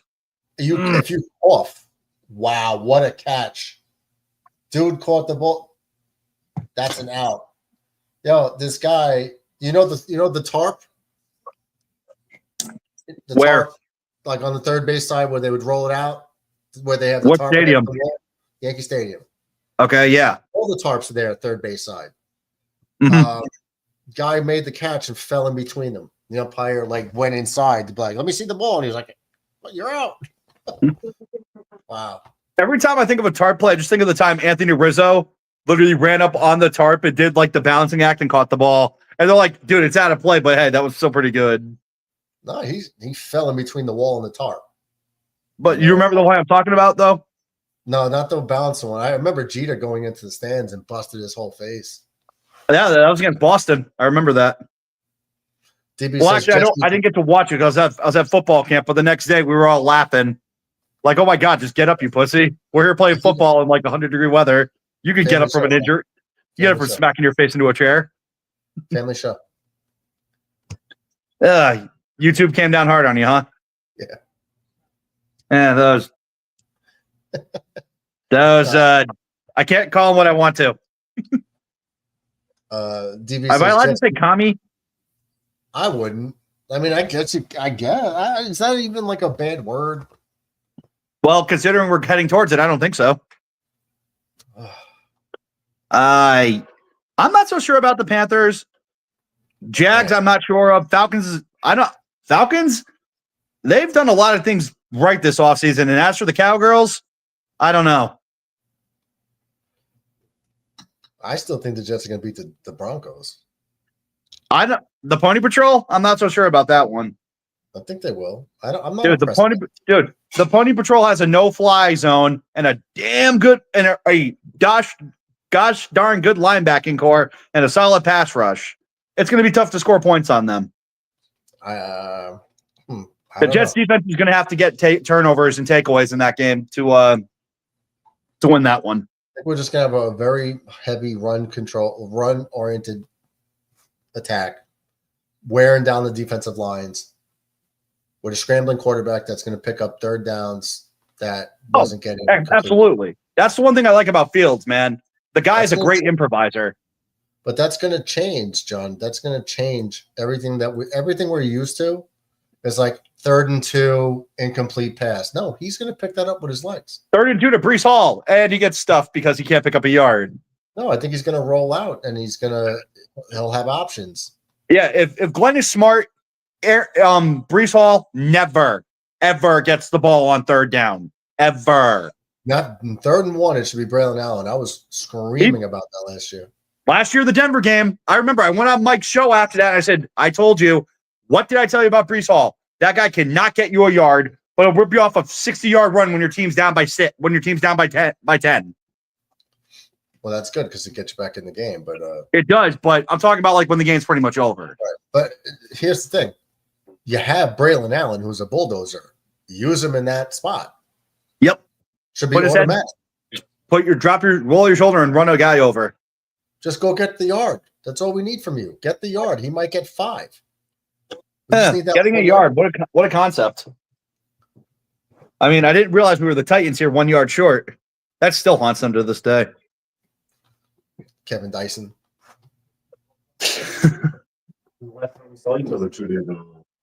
I can't remember. Been a minute. One of your buddies or YouTube guys? Huh? Talking to a buddy on YouTube shows. Murdog used to be on Mike's show, but Mike fucked him over and Mike said dick. So that's the guy you were telling me about? Yeah. So he started. So Mike actually. He started his own? Yeah. Oh, he's had his own show. I always watch a show, dude. So Mike was bad to him and screwed him over. Yeah, he told me a little bit about it, but not too much. Long story short, Mike got mad that he was doing his own show, and he had like 100 people watching the WrestleMania stream with him, and Mike got mad at that because Mike's never even come close to that. God forbid you do something on your own and you do pretty well. I mean, so I don't really watch Mike's show anymore. Join the club. You were the Jets fan you would always watch? Yeah. Well, Murdoch's a Jets fan too. I am. But he's doing his Yankees He's doing his Yankee stream right now. Oh, he's a Yankee fan? Yeah. Well, dude, he's from New York. What do you expect? He's not smart. He thinks the Knicks are going to win. I was hoping he'd be, let's go Knicks, baby. I was hoping he was somewhat smarter. Maybe he was like a Mets fan. No, that's Mets. We have tons of Mets fans in here. We have Red Sox fans. We have Red Sox and Mets fans as well. They just showed the Jeter play. Well, the Red Sox are up 1-0 over the Mets. 2-0. Devers hit a homer too. Oh, Devers 1 yard? Nice. Yeah. Devers is beating up. I was reading an article the other day. Like his last 100 at bats or 90 at bats is hitting like 397. Yeah. Now Aaron Judge needs to slow down a little bit. Don't worry, he won't play. He won't come playoff time. Aaron Judge is a regular season player.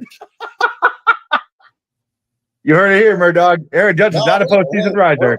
Trust me, we are well aware of those numbers. Well, what? It's been, 3 or 4 postseason runs now where we see his stat line like 4 for 36 with 19 strikeouts. But yeah, he ain't no big poppy, that's for sure. He folds. Well, since he's a Yankee, he's going to get a chance every year to do it. So, unlike other organizations. This is all that matters, baby. Wear the rings. What are those, your jazz hands? No, this is my left hand. I'm actually learning how to write with it. I would make a joke, but obviously I kind of can't because YouTube's not family friendly. So let's just put it this way. Stranger danger. Stranger danger. Okay. But no, I've been practicing everything lefty because the doc said I'm not going to have any use of my right arm for like almost 2 months. That's going to suck. Yeah, when I tore the rotator and labrum, I was in a sling for a while. And, yeah, doc said anywhere from 5 to 8 weeks for me. Yeah, just listen. Even if you start doing rehab, John, and even when heavyweights right away and fight through the pain, right? No. I'm saying don't test it right away. No.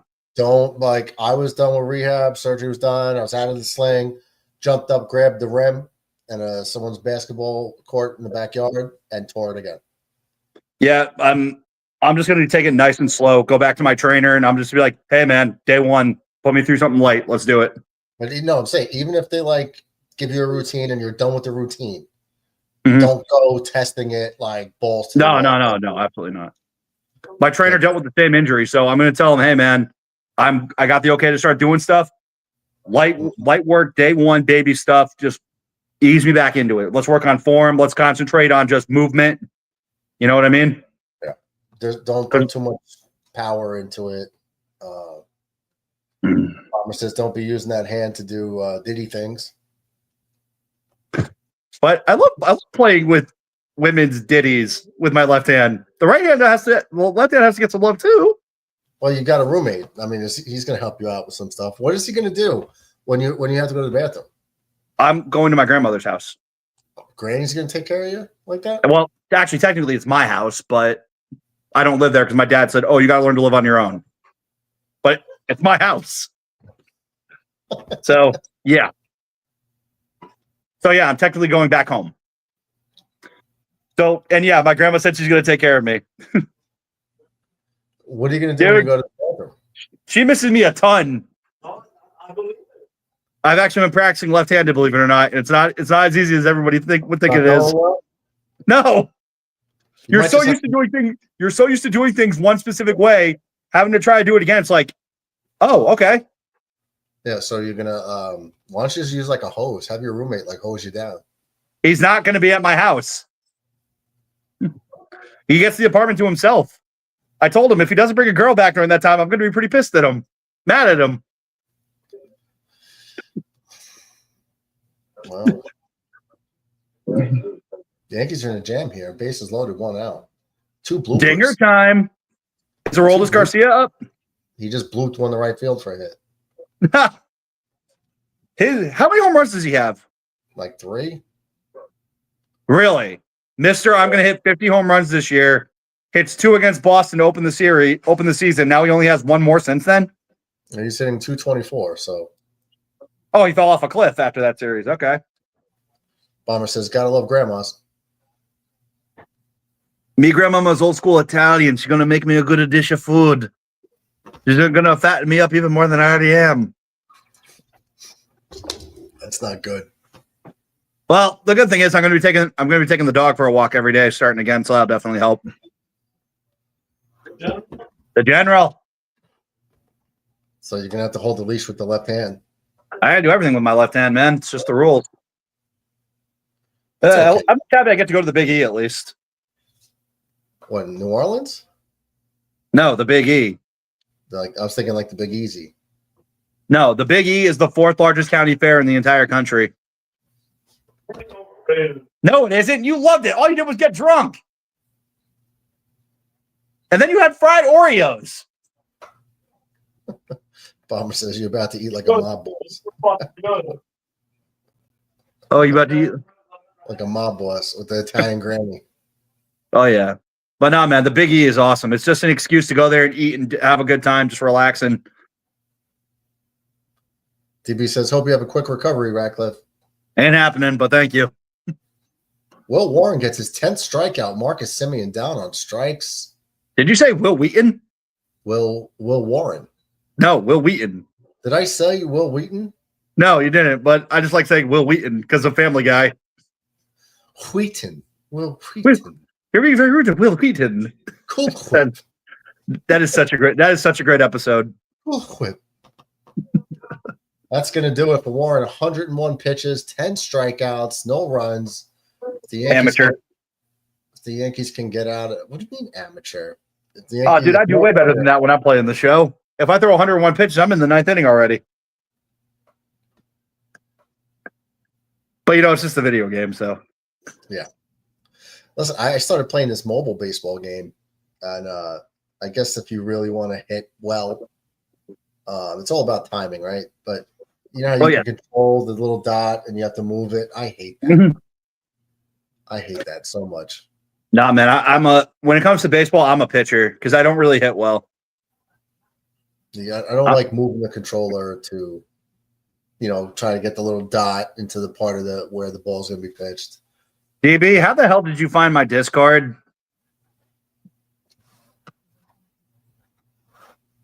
Well, you're in the Discord, aren't you? Okay, that explains it. I don't use that stuff much, man. I told you that. Yeah. No, well, it's a good way to stay in touch and communicate. It is. It's easy. The big out Mark Leiter's going to have to get, man. If he gets out of this, it'll be great. Nah, Grand Slam coming. Don't say that. Of course I'm going to say that. Come on, man. You guys may not have had a losing season in like 31 years. Still doesn't help you because you're not putting rings on your fingers. Well, who's beating the Dodgers anyway? Apparently Anaheim can.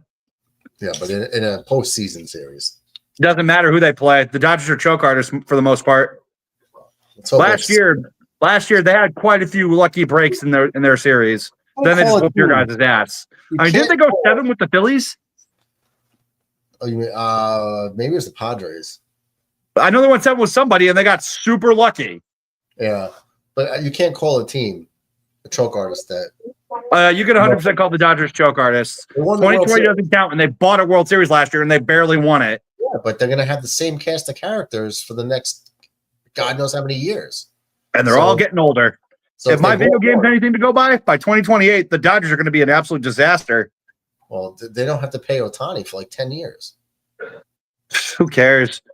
They're only screwing themselves for the future. So honestly, I mean, imagine having to pay like $200 million to players that aren't even on your freaking team.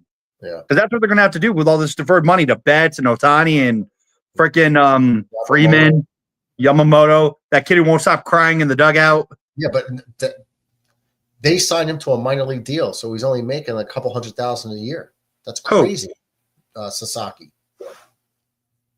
That's insane. Yeah, what the Dodgers have done, it's not good it's ruined baseball. It really has. I said as soon as they got Sasaki for nothing on a minor league, they didn't even post him. Not even that, John. No one's even talking about that. They got Blake Snell too. Blake Snell's injured.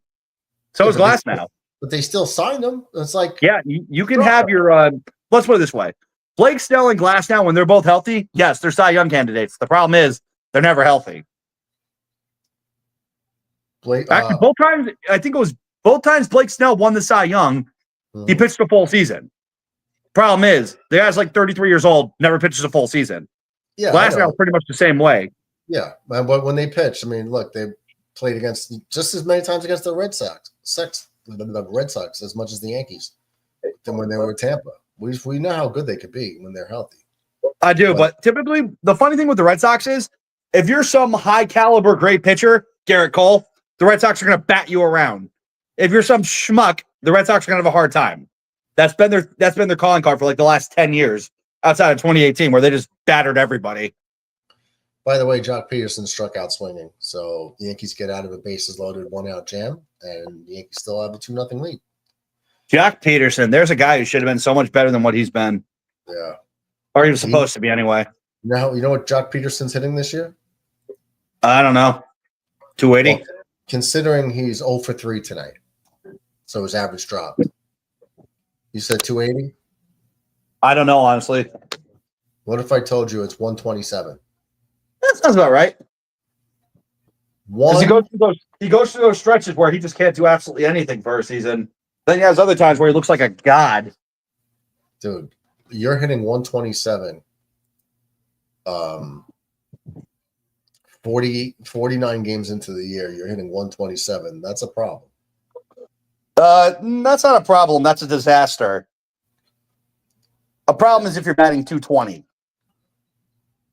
127. Wow. I could hit 127 right now. Right now. Yeah, it's not like he's prime defensive Jackie Bradley Jr. out there either. Oh, he's like I think he's a DH. He's DHing. Oh, he's not playing defense anymore? Oh, I think he might here and there. You're paying a DH who can't hit. Okay, makes sense. Yeah, he's got the top of the lineup. Paul Goldschmidt leads off the inning 1 for 2 with a single. I can't believe how fast Paul Goldschmidt is for a 35-year-old first baseman. It's crazy. I can't believe Paul Goldschmidt's 35. I think he's 35 years old. He came up in what, 09? Oh, I don't remember the year.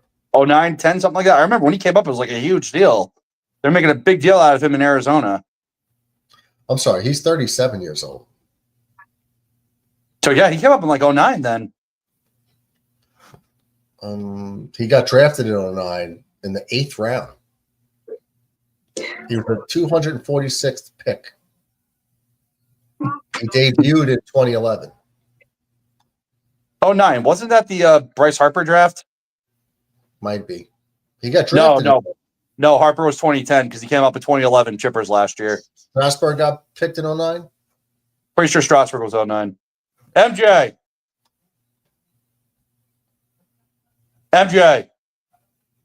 Strasburg was 09, right? And Harper was 2010? Yeah. Okay. Yep.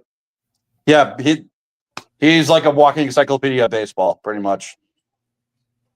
Oh, yeah? So what team has the most World Series titles? MJ, what team has the most BS World Series titles? Because a lot of them happened before World War II. Huh? What team has a bunch of World Series titles no one cares about because most of them happened before World War II? These are the news. How many World Series is that? How many World Series titles do they have? In the last 15 years, one. 20. What they got? They got 20. They got 28 going for 29, or 27 going for 28. There you go. 27 going for 28. What team has the most Hall of Famers in history? The Yankees. What's completely irrelevant these days? The Yankees. Who's currently winning the AL East? Who's currently in first place in the AL East? Imagine talking in May. Oh, It's like Oriole fans we were talking back in April, like we're going to be so good this year, as we're literally the second worst run differential behind only the freaking Rockies. we're just here Who are asking legendarily questions. terrible. Just here asking questions. That's all. All-time worst. I know. I would never expect to see back-to-back worst seasons ever. Well, they lost Santander. They lost Corbin Burns. Oh, they lost everybody to injury. The Orioles? Yeah, and they did nothing to replace them. Right. I knew they were fraudulent because they kept crapping their Huggies in the playoffs. Well, they got the good young shortstop in Gunnar Henderson. They got Jackson Holiday. See if he can turn out to be good. Well, after his recall last year, he was doing okay, but this year he's doing okay. Yeah, they got like three young guys that they're hoping. They have a good young nucleus of hitters. The problem is they can't pitch their way out of a paper bag. But didn't we see this already in the last 6-7 years? Didn't we see this with the Blue Jays with Vlad, Bichette, and Biggio? Biggio was pretty like much. out of But baseball. they couldn't pitch either. And and it's like, they were nice little players, but I don't think Vlad. I don't Jr. understand. I don't understand what Vladimir Guerrero was thinking. Resigning. I don't get it at all. Yeah. I've seen who their rotation is. That's literally a who's who of journeyman. That's not going to work come postseason if they even get there. They're not even going to probably make it there. They're not going to. Wolfner walks. Grisham lines a base hit to right field. We're going to have first and second with nobody out. It's going to bring up Aaron Judge hitting 402 with 15 homers. And the average just keeps dropping and dropping and dropping. Listen, you're at the end. You're nearing the end of May, and you're still hitting over 400. You're 6'7" home run hitter. Let's cut the guy a break. Like, come on. Is he going to pass Ted Williams? Probably not. Well, who is? I mean, the best chance for it was probably like Tony Gwynn. But no, again, did you see the video? Another guy in that era that you're making from the Yankees World Series titles.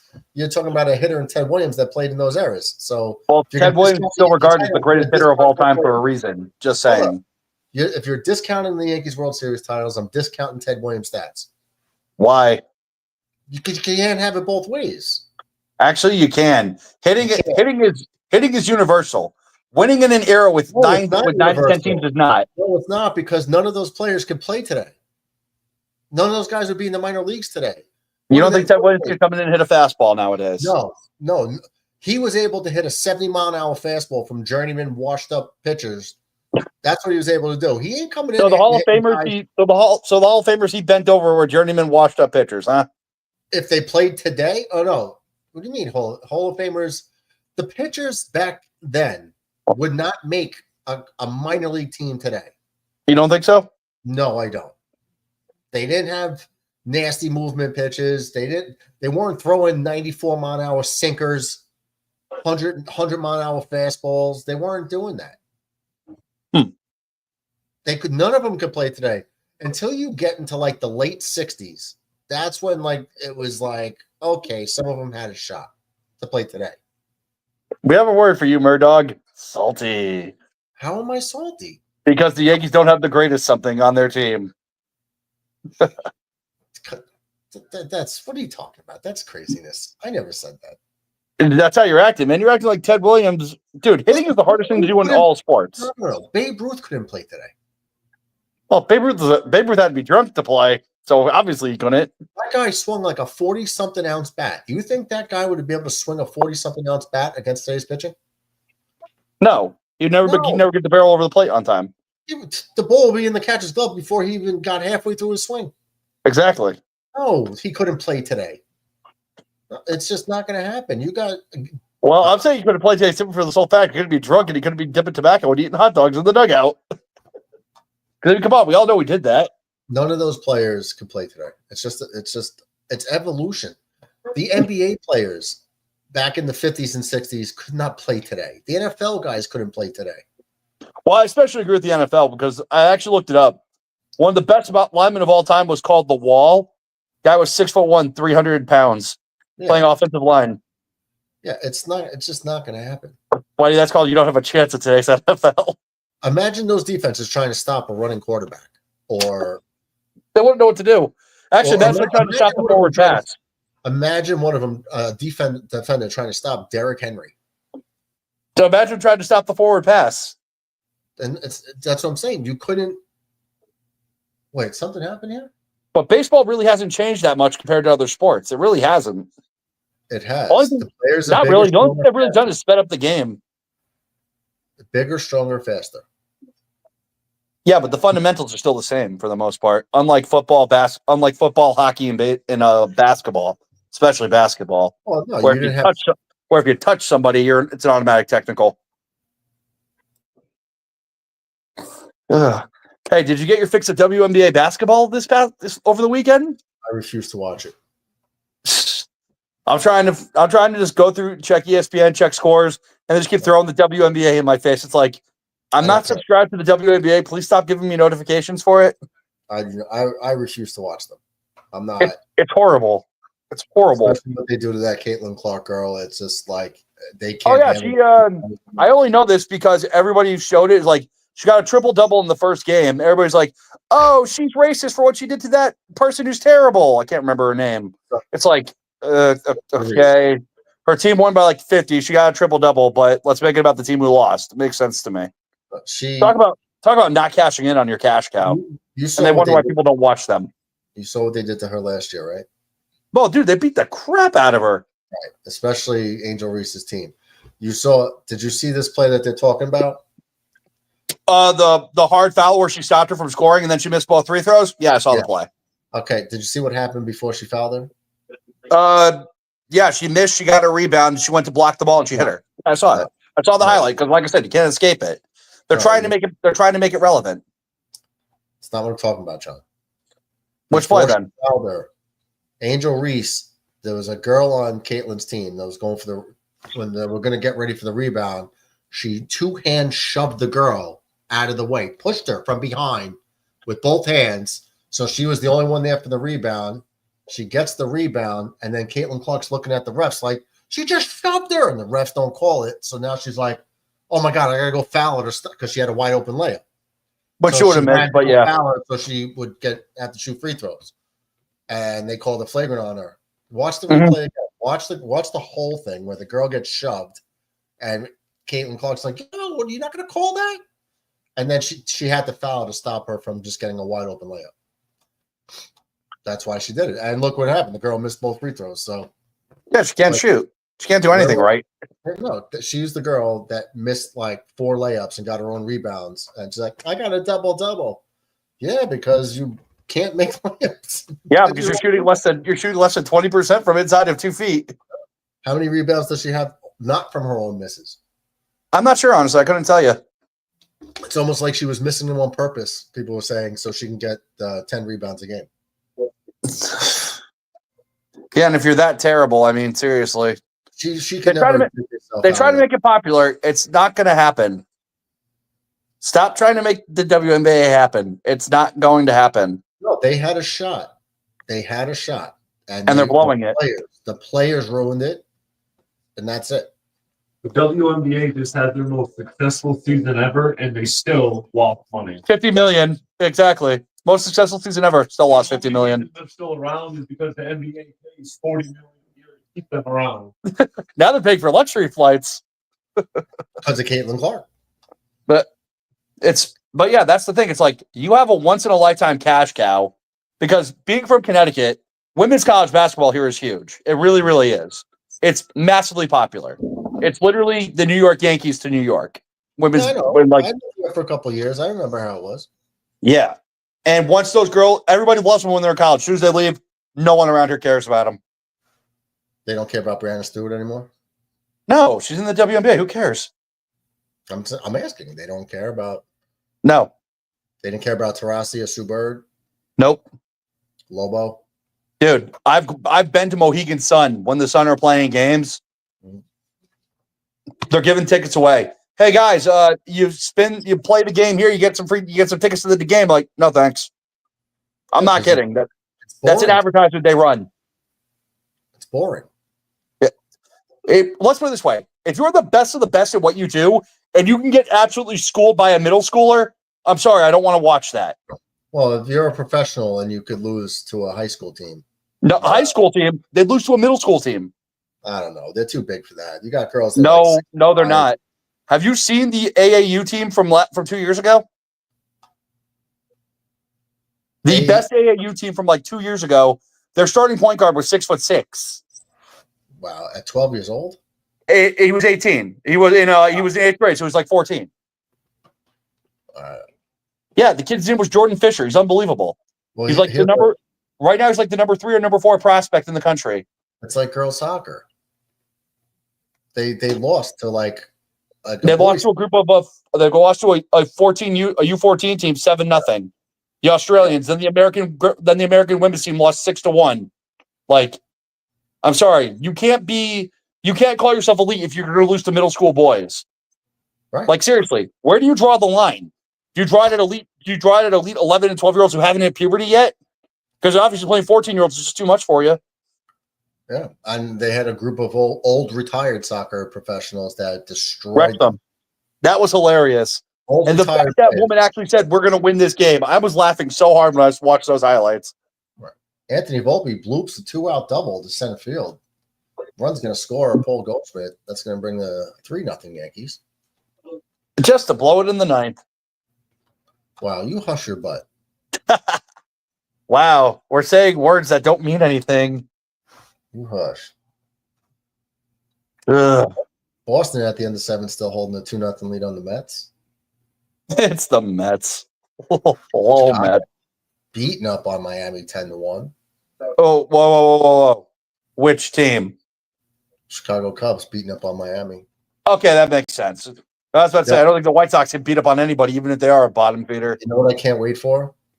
I can't wait for Paul Skeens to be a Yankee. That's going to be great. Yeah. You mean after the Pirates lock him up to like a 15-year deal in 2 seasons? After he refuses to sign an extension with them, yeah. The guys should be better than what they are, honestly. Striking out like 12 dudes a game and they can't score for him. That guy. Like I told you in my game, I told you frickin' Skeen went to the Dodgers because that's just how it's going to be. Anybody will go. Aaron Judge would sign with someone else in the game. Like it's. No, Aaron Judge is a Yankee through and through. They signed him to a massive deal. They maxed him out, actually. It's just a game, John. I know, but the games are telling us the truth. The Dodgers just keep paying everybody. Here's Ben Rice, 2nd and 3rd, 2 down. Do you know what's good about Ben Rice here? His name is Ben Rice? No. What's good is I had such high hope for this kid. I liked his swing last year. I was like, this kid could be good in Yankee Stadium. And it's turned out that he's doing decent. That they do not have to overpay for Vladdy or someone like him. Now, I know Vladdy resigned since, but they do not have to go. They do not have to go break the bank for a first baseman. First baseman. I'll tell you what, we'll give you Tristan Cassis for a bag of rice. Yeah, him and his busted up knee. Ben Rice throws one deep to right field, but it's going to be caught.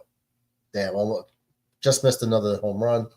Actually, we'll give you Tristan Cassis for a box of s'mores, Thin Mints, and Samoas. Listen, you can keep Tristan Cassis.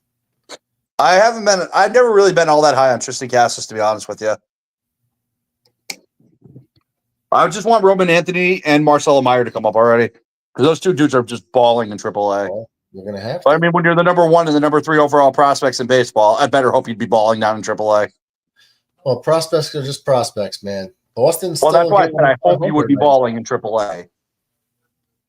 Yeah, but it's AAA. I mean, I guess. Right. That's why I said being number 1, the number 3, I hope you would be absolutely killing it. So, Roman Anthony, what position does he play? Roman Anthony's a second baseman. Okay, he's a second baseman. So right now you got a guy named Hamilton playing, right? Hamilton's awesome. Okay. Oh, no, my bad. Roman Anthony's outfield, and Marcelo Myers a shortstop. Okay, so Trevor Story plays shortstop, and they I pay him a know. lot of money. So you what do you mean Hamilton's awesome? He's hitting 219. Hamilton is a rookie, though.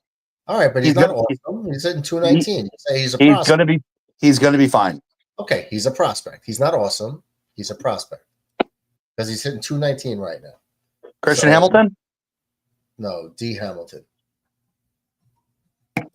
For Boston? Yeah, David Hamilton. 27 years old, second baseman. How old is he? David Hamilton is 27 years old. Oh no, he's the journeyman we brought in. Okay, well that's. I'm thinking of Chris. I'm thinking of Chris, the outfielder. I can't remember his name. No, not Duran. Christian. I'm blanking on his name. Raffaella? Not Sedan Raffaella. That kid's starting to piss me off. MJ. Red Sox center fielder, Christian. What's his name? Campbell. Thank you. Christian Campbell. He's solid this year so far. Okay. The Red Sox just signed him to a good deal. Okay. He's hitting 229. He's 22 years old. Yeah, he's doing fine, though. Okay. I don't expect a rookie to come out and be batting like 300 right away, but the kid's showing he's got a lot of upside. He's only 22, so exactly. Well, like I said, I'm high on Roman Anthony and Marcelo Meyer. Okay. Those are the 2 kids I wanted to call up, but we just don't have a place for them at the moment.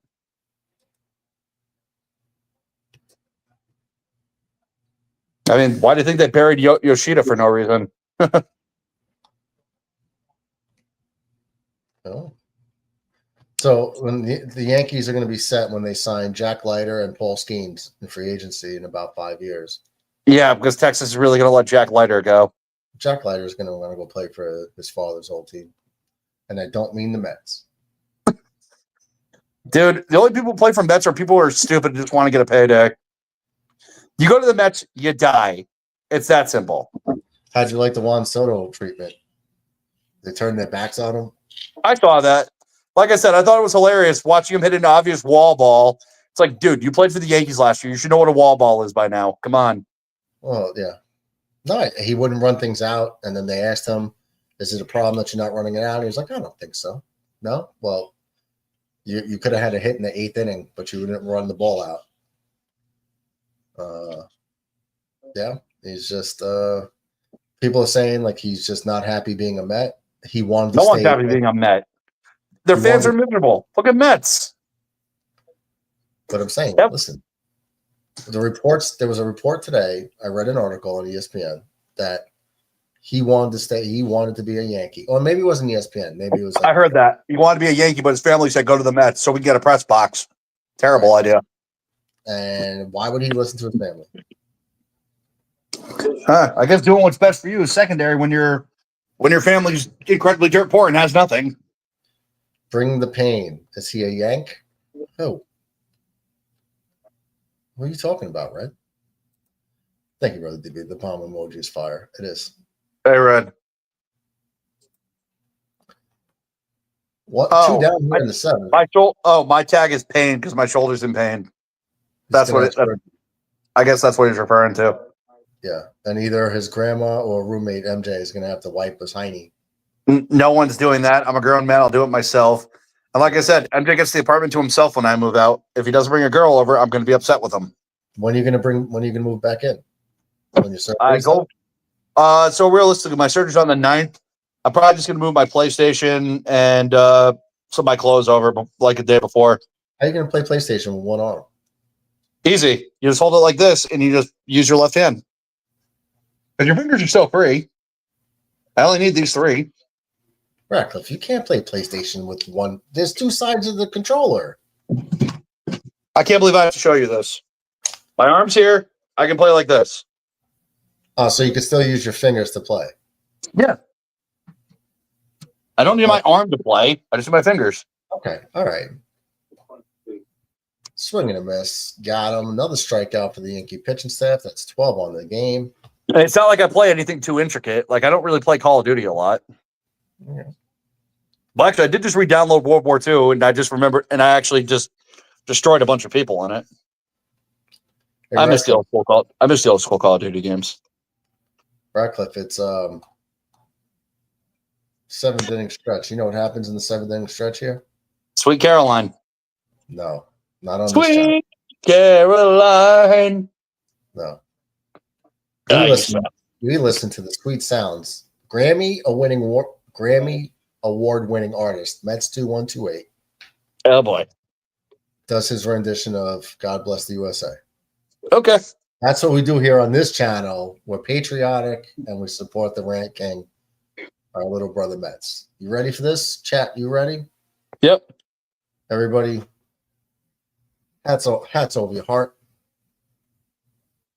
Hey, the UConn women got some transfer student. Who, what? The UConn women got some USC guard who averaged 7 points last year as a freshman. She'll probably be a backup. All right. Well, hands over the heart as we get patriotic here. Ow. As we enjoy Mets 2128's rendition of God Bless the USA. Enjoy, Chet. And so, my fellow Americans, ask not what your country can do for you. Ask what you can do for your country. If tomorrow all the things were gone, I worked for all my life, and I had to start again with just my children and my wife. I thank my lucky stars to be living here today, 'cause the flag still stands for freedom, and they can't take that away. And I'm proud to be an American, where at least I know I'm free. And I won't forget the men who died, who gave that right to me. And I gladly stand up next to you and defend her still today. 'Cause there ain't no doubt I love this land. God bless the USA.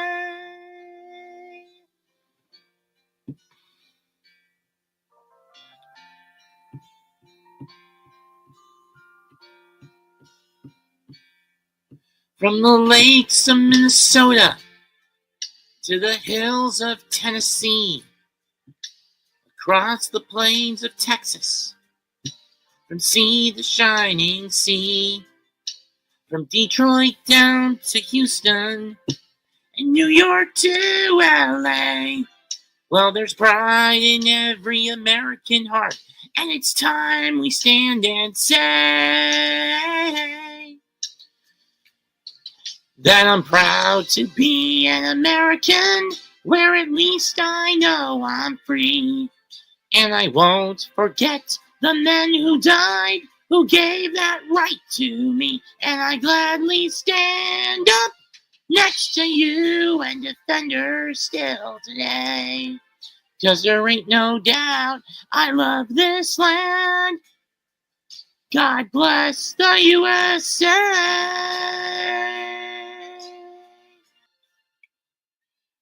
Goodbye, good night. Happy Veterans Day, and God fucking bless.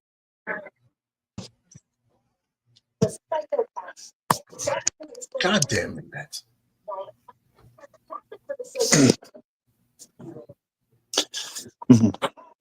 America.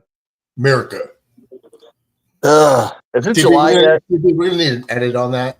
The ending on God Bless the USA.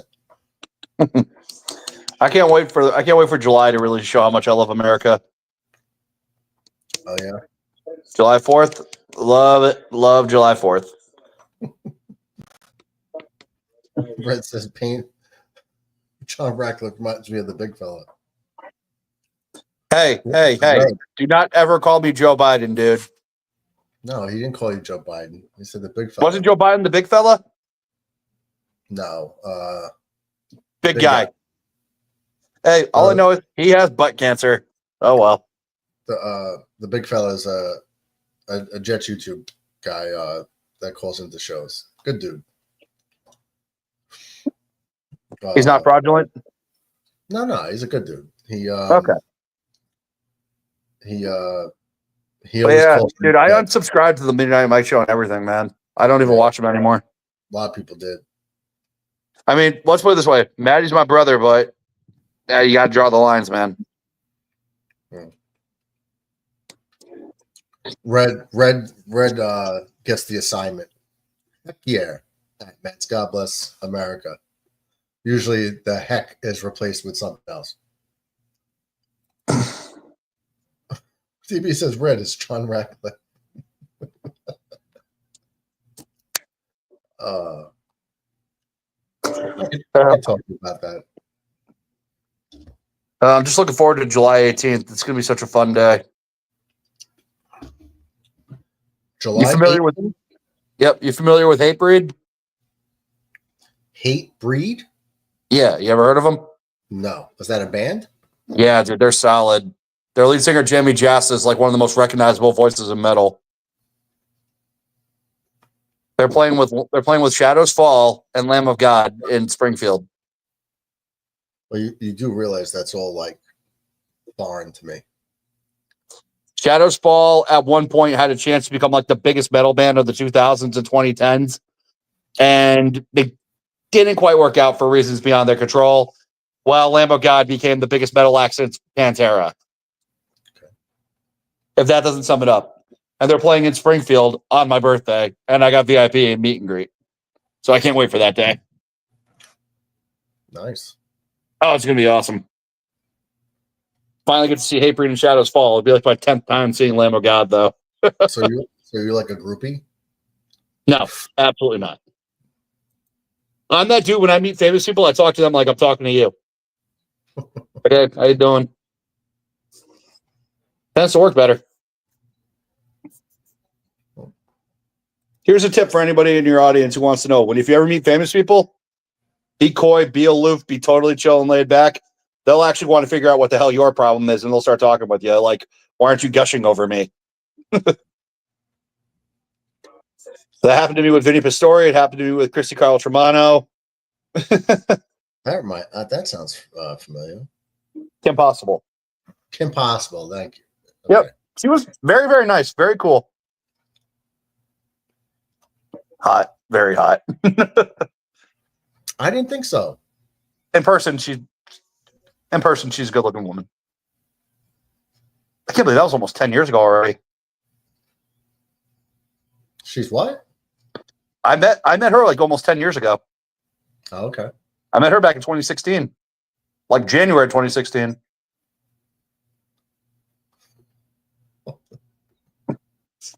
I can't believe how long ago all that stuff was. It seems like just yesterday I was doing all that fun stuff. I was wrestling, I was doing movies, meeting famous people, having a good time. Nowadays it's just like, go to work, go to work, go to work, go to work, go to work. Boston looking for the shutout, 1 out in the 9th over the Mets. Who's batting? I don't know. I just see that the score is 2-0. 1 down.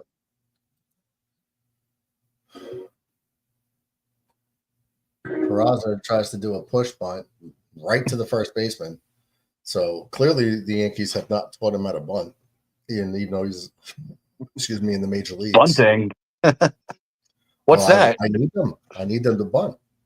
What's bunting? That's not even a thing in this day and age.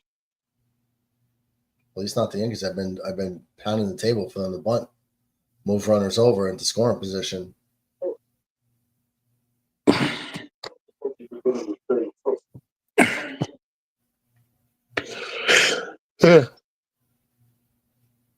So let me ask you this question. What do you think Yankee fans are going to do the first time the Yankees have a losing season?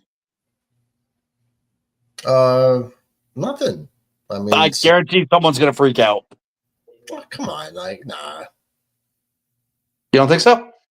No. Well, I mean, you're gonna have your section of fans that are like, "How dare you, Dude, you guys haven't had a losing season since 1993, I think it was, or 92 was the last time.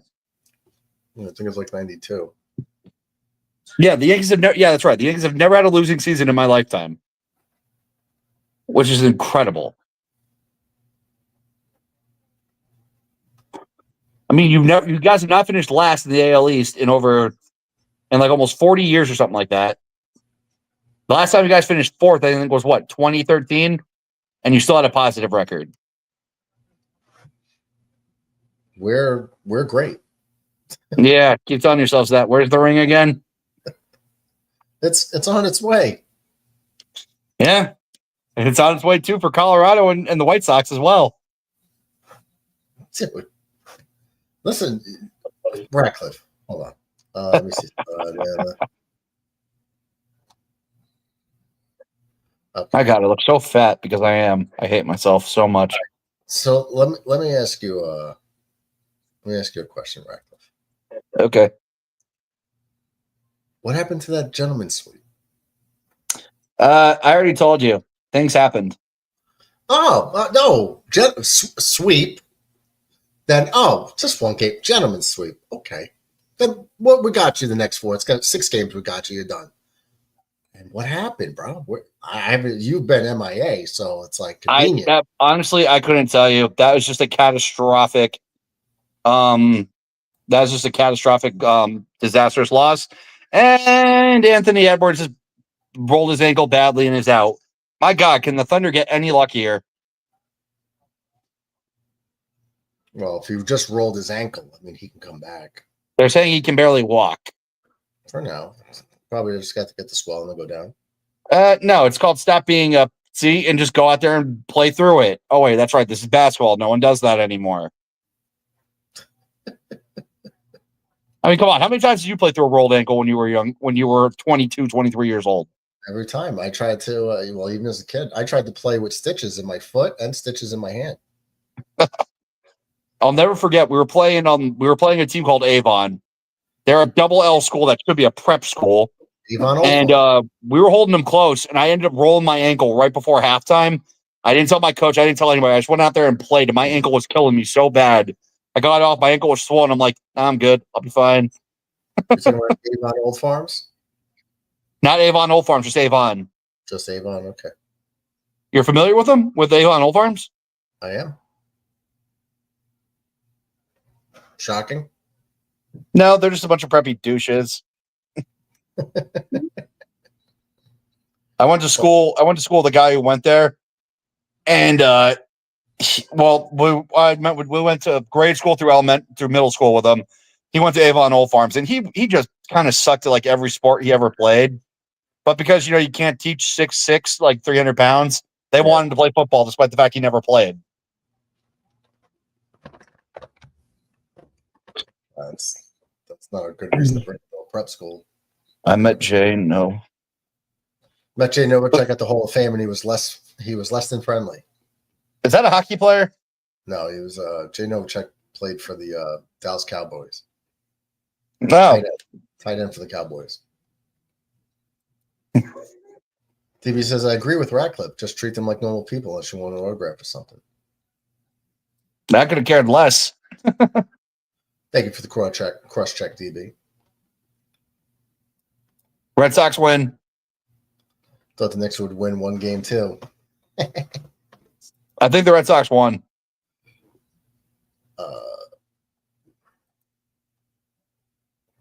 I think it's final as well. They shipped it. Yep, Boston wins 2-0. I believe 2 solo home runs. So is Mets going to come in here and start crying? No, he's doing a wrestling stream. What's on? Narvaez hits a homer, and then Devers hits a homer. NXT. Nieves hit a home run? Narvaez. Nieves is his name. Yeah, I'll call him Narvaez.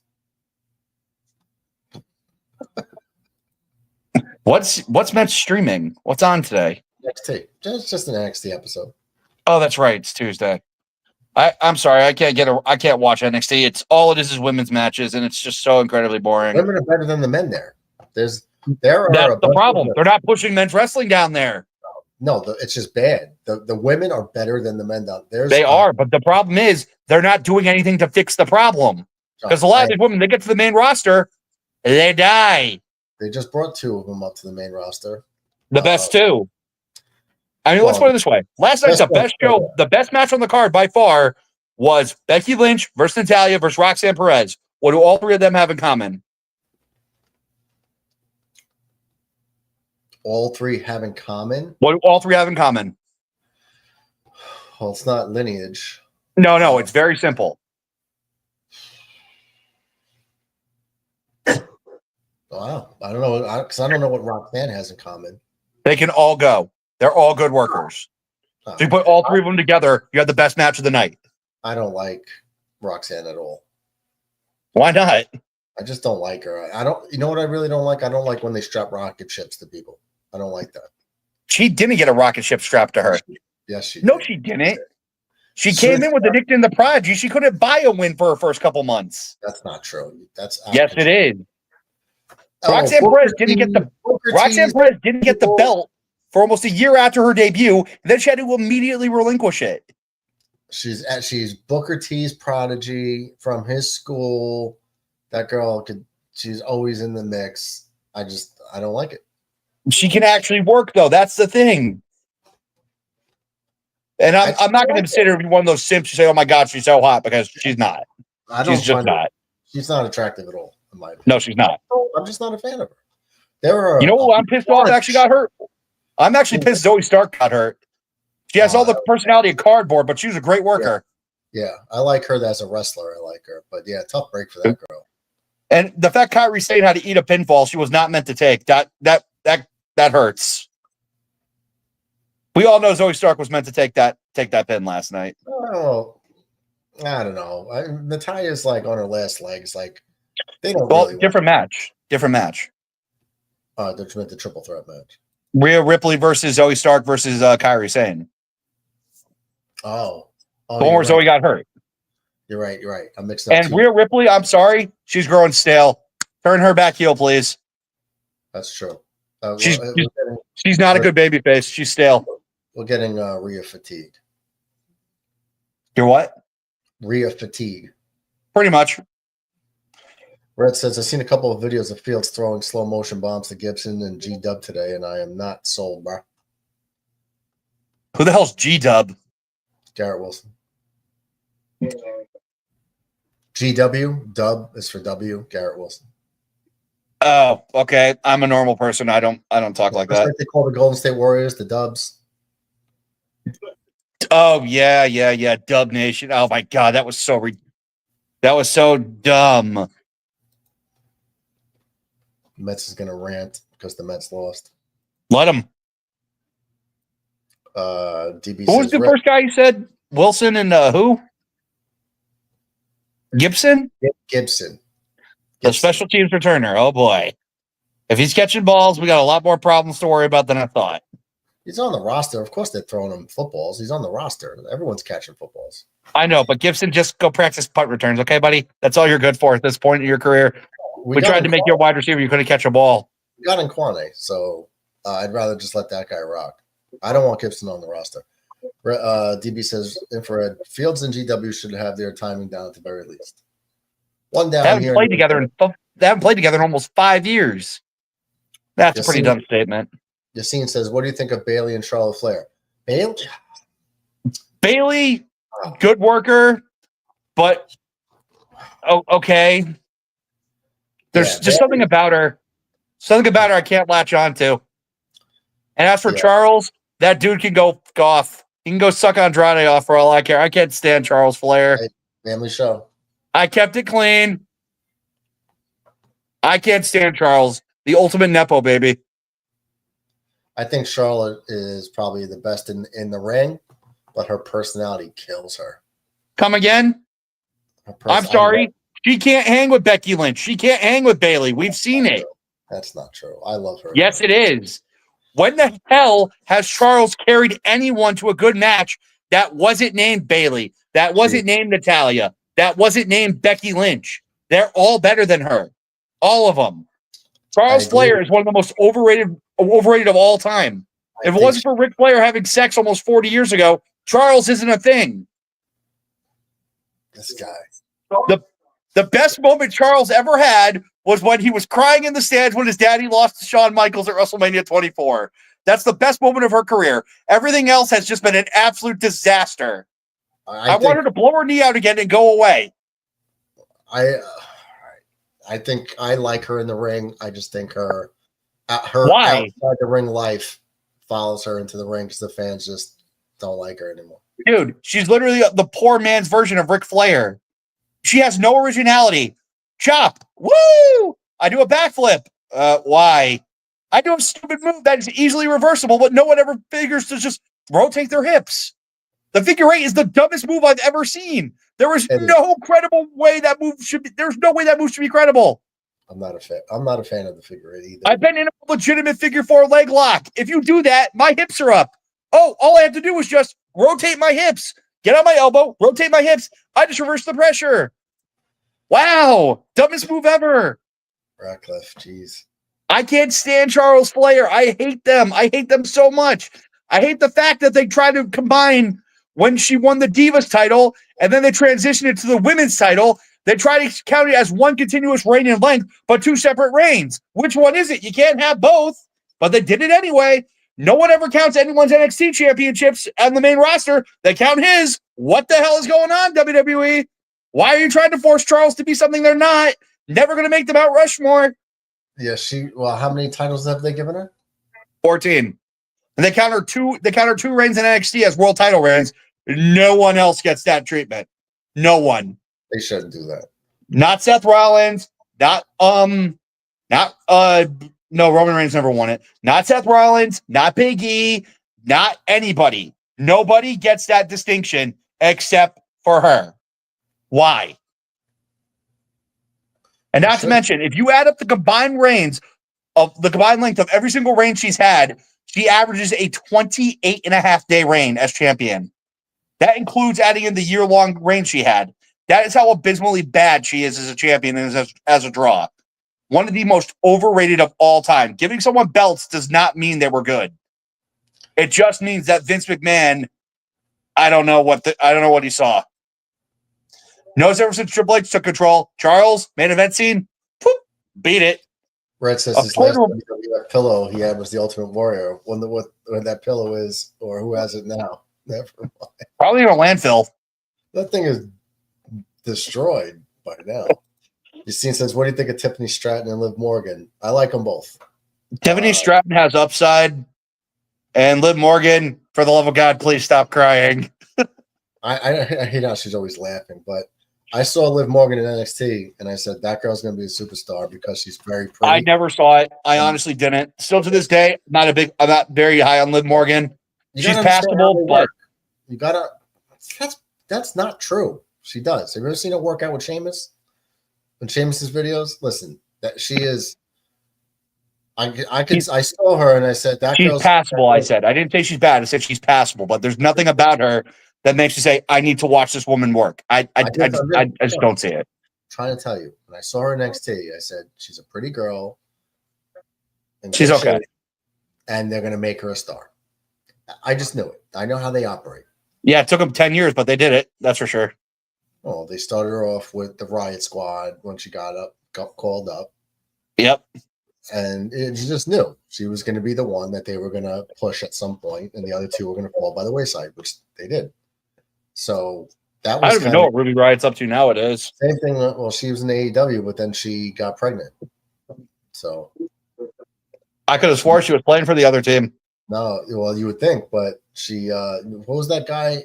Angelo something 2.0. They had like a cup of coffee in the WWE.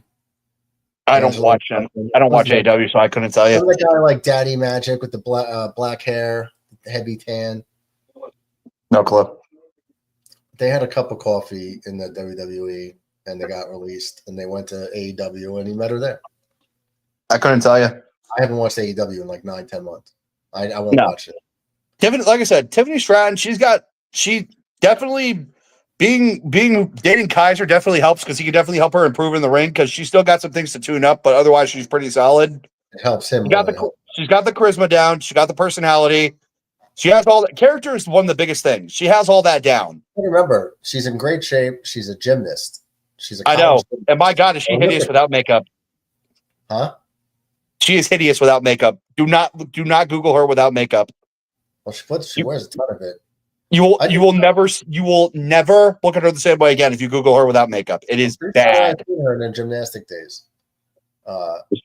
Either way, I like Tiffany Stratton and Liv. Tiffany Stratton's good enough to get the job done. If they keep pushing her right, she'll be something. I don't like that they strapped the rocket ship to both of them. I don't like rocket ships. I just don't. No. I didn't care for Tiffany Stratton in NXT, and honestly, I still don't. To win. I was happy that Liv's had some titles. And I'm not mad at Tiffany getting a title. I just wanted it to take a little bit longer, Fair enough. Let me ask you this. First year, Bank in a title. Wasn't a fan of that. Last year, who was the women's MVP? Like who carried the women's division the most last year? For me, it's a no-brainer. Bianca? No, God, no, absolutely not. Botcha Belair, come on. I'm just trying to pick your brain to see who you could be thinking of. Last year, the MVP for me was a no-brainer. Liv actually had. Nope, not Liv. There was one woman last year who did more for the women's division than anybody else. Don't tell me Io Sky. No, not Io. Off the women's division. I'm trying to think. It was Nia Jax of all people. She understood her role to be completely hated by the fans, and she was great at it. She really, really was. I'm not a Nia Jax fan under any circumstance, but last year her run as the top heel was excellent. It was very, very good. So nobody missed Nia Jax. Nobody wanted her back. I didn't say they missed her, but her role last year was to be completely hated, and she did a hell of a job at it. People wanted to see her lose the title. They made it want to watch her lose. She made people want to see that, and it actually worked. Yassine says, what do you think of John Cena heel turn so far? Trent Grisham with another base hit to lead off the 8th inning. I think I'm not a fan of it so far, Yassine. Nah, it's all right. There's one. I used to be a really big John Cena fan. Not that I ever really wasn't, but I liked old school John Cena. Thugonomics. Thugonomics was my favorite Cena. He's funny. He could rap for real, and he's funny. So I got a funny story about Cena. All right, hold up. I don't like. He's very contrived. Like when he panders to the audience, I like with the whole. Hold up. Judge goes down the right field lines deep. Welcome to Yankee Stadium. It is high, it is far, it is gone. That one's driven deep to left field. There it goes. See ya. And it's ripped into right. Back at the wall. See ya.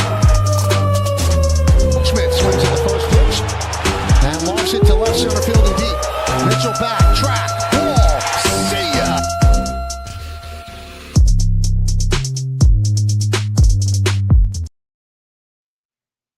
Aaron Judge ups his batting average to 403 with a 2-run homer. Yankees have a 5-0 lead in the bottom of the 8th. Still nobody out, bringing up Cody. What, he hit a pop-up over the right field wall? 326 down the line, first row.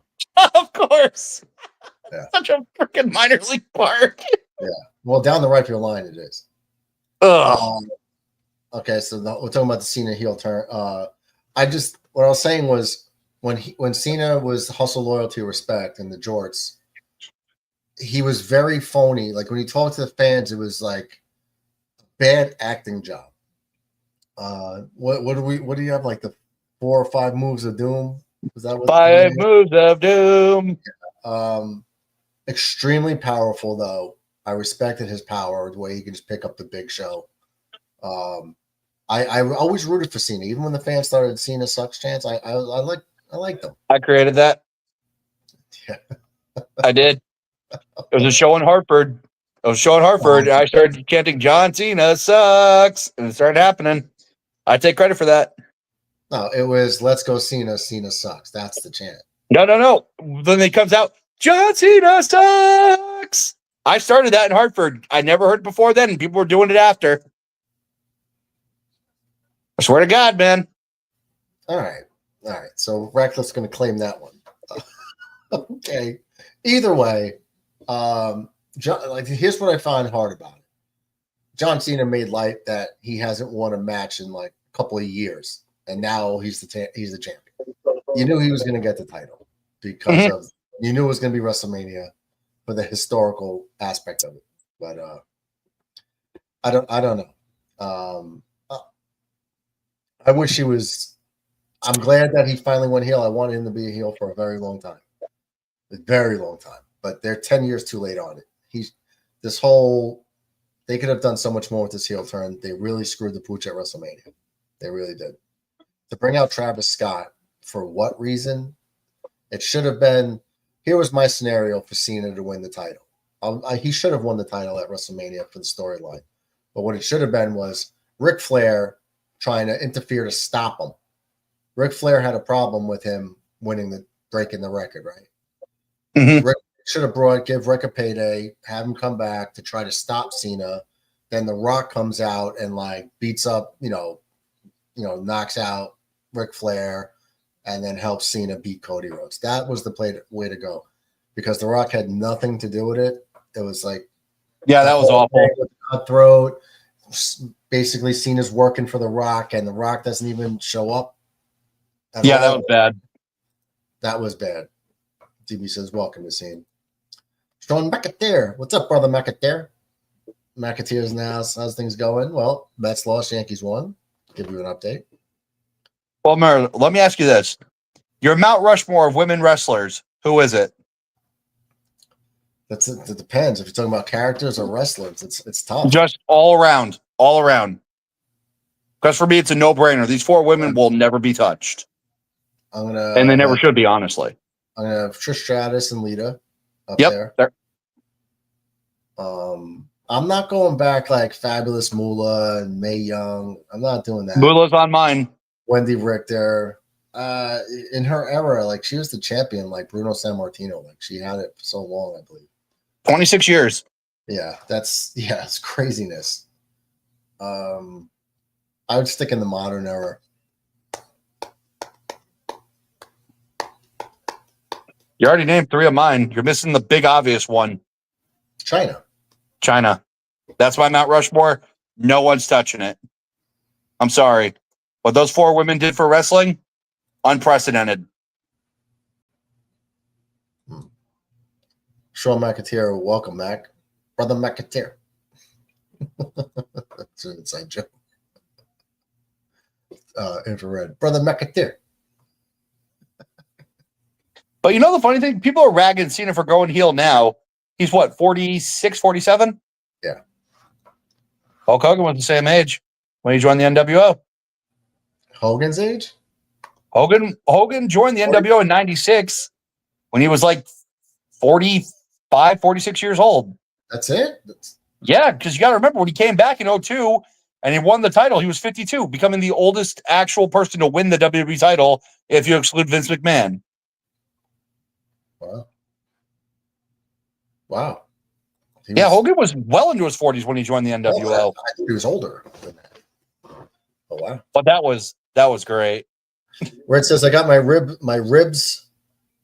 I think he meant rubs. Rib reads and the rub you recommended today, Brother McAteer. I know McAteer gave him a name of a rub, but I don't know what the rib reads. I don't know what that means. Didn't Hogan go heel? Yeah, he did, Red. He went heel. That saved his career.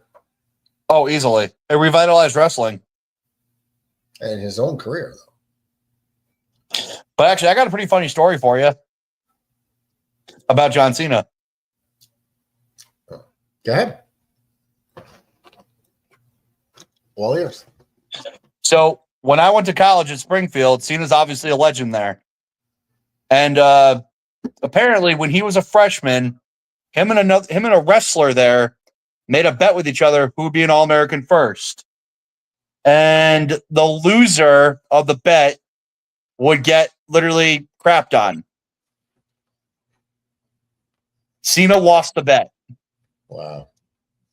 So, according to the story, he was wrapped up in cellophane, and the wrestler didn't want to do it. And Cena's like, no, I've lost. Do it. Apparently, the wrestler ended up just pushing out a little pebble onto Cena's chest. And Cena was so upset that it wasn't anything big. He picked it off his chest and ate it. That's the story. I swear to God. I swear to God, that's the story. And here's the thing. My high school gym teacher told me that because she went to school with him at the same time. He was there, and other people at the school know that story. So that's atrocious. See? So is it a rumor? Is it a legend? Because my gym teacher told me that because she knew I was going to Springfield. She knew I liked wrestling. And also I was 18 and pretty much getting ready to leave. So there's no more professionalism needed at that point. Yeah. And also Cena is a total douche. I've heard that. Well, dude, I got to work out with them. Did you? They're doing a show in Springfield. And whenever they're in like Hartford or Springfield, he comes back and he weightlifts with the football team. And I outlifted our senior captain, Duke, on the squat. And Duke got so pissed off, he told Cena, go out squat that kid. He goes, oh, you think you're strong with your like 500 squat? I'm like, yeah. And he beat me. I'm like, I remember I looked, he shook my hand and goes, good job. I said, congratulations, you beat a 19-year-old. I shook his hand and just walked away from him. He was a dick. Family show. No, he is a He's an appendage. He's a male appendage. Yeah, he's a male appendage. He's a male reproductive organ. A girl in my hall actually hooked up with him at a party. That show he was there for, they came in on a Thursday. They came in on Monday, and he was there for the whole week. And he actually partied. He actually went to the house party. A girl in my hall hooked up with him. Cena in his early to mid 30s hooking up with college chicks. How Roethlisberger of him. No. At least the girls Cena was hooking up with were of proper age. Well, college girls. They're all within, 18 to 22. So it's really true. Tell you what, though, Springfield College, man, that place, it might be a small D3 school, but they party like nobody's business. At least they used to, anyway. I don't know if they do now. Jeez. So you shook his hand and worked out with Cena and then talked to you. Well, I didn't really get to work out with him. That was it. So the offensive line at Springfield College is called the Roach Patrol. And if you're a member of that, you guys all live together. If you want to be an offensive lineman, you're known as a baby roach, and you have to go work out with the other baby roaches. But because Duke, our captain, was a member of the Roach Patrol and just a total arrogant douche nozzle, he thought he could out squat me, and I told him, no, you can't. I'm like, dude, you're older than me. I'm bigger than you, and I'm stronger than you. I'm going to outlift you. And sure enough, I did. Because, I went into college as a freshman at 6'3", 285 pounds. I was like one of the biggest guys for a D3 school. DB says, so it was not on HGH and test, so you win. I don't touch anything. I'm natural. He's talking about Cena.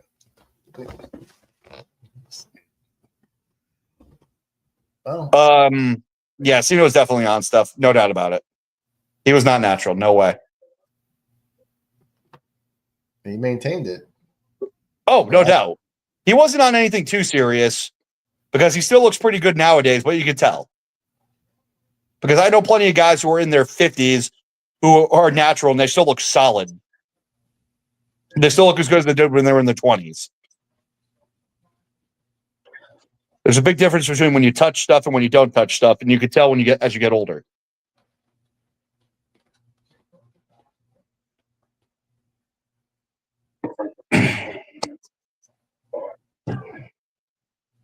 The Yankees lose yet? They're up 5-0 in the ninth inning, Ratcliffe. It I ain't told you happening. it's the ninth. I told you it's going to be a 9. I told you they're going to blow it in the 9th. I did say just- that earlier. Tell me how the Knicks are going to lose. Too. God. Yeah, you guys are not beating. You guys are not beating the Pacers. Okay, Worked out so well for you with your Celtics stuff. I need you. I actually dude, need. it was you to come in. fraudulent. That was a fluke. Everybody knows Wow. it.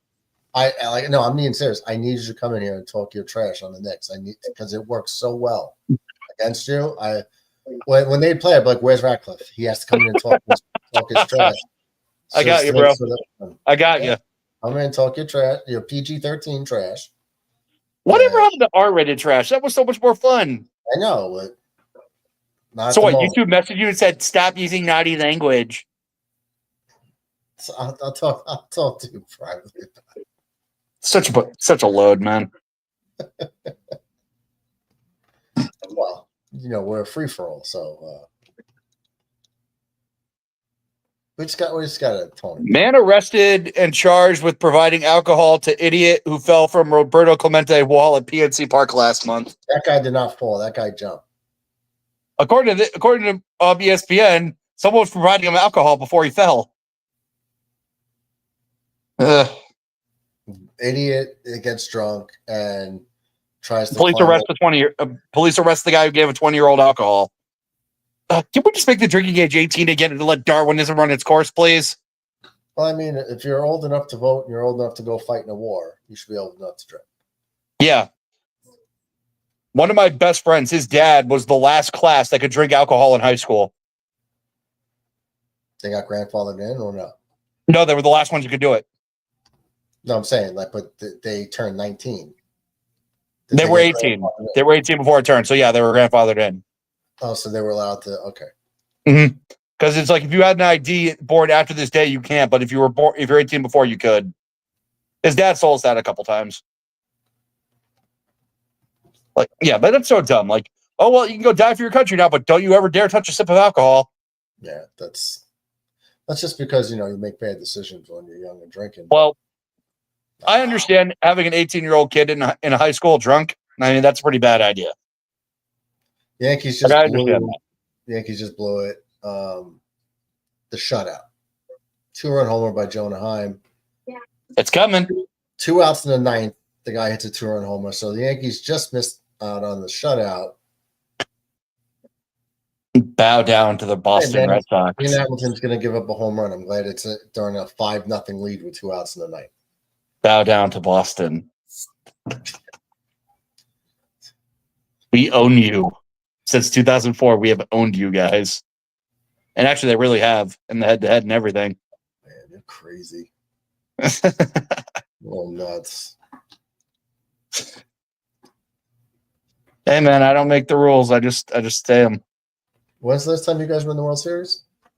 2018. When was the last time the Yankees won one? 2009. Exactly. I was still in high school. Well, if we went there last year, we're a better team than you. Not really. I don't think anybody would be taking the Colorado Rockies over the freaking Yankees in 2007, but hey, things happen. 2-out triple. I told you, you're going to blow it, man.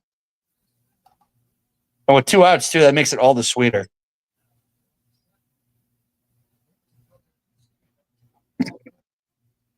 I'm omnipotent. I know all. Ratcliffe, bro. You're not even going to be able to wipe your own tush soon. Shut up. Let's not talk about omnipotence. That was a cheap shot, Bird Dog. Respect.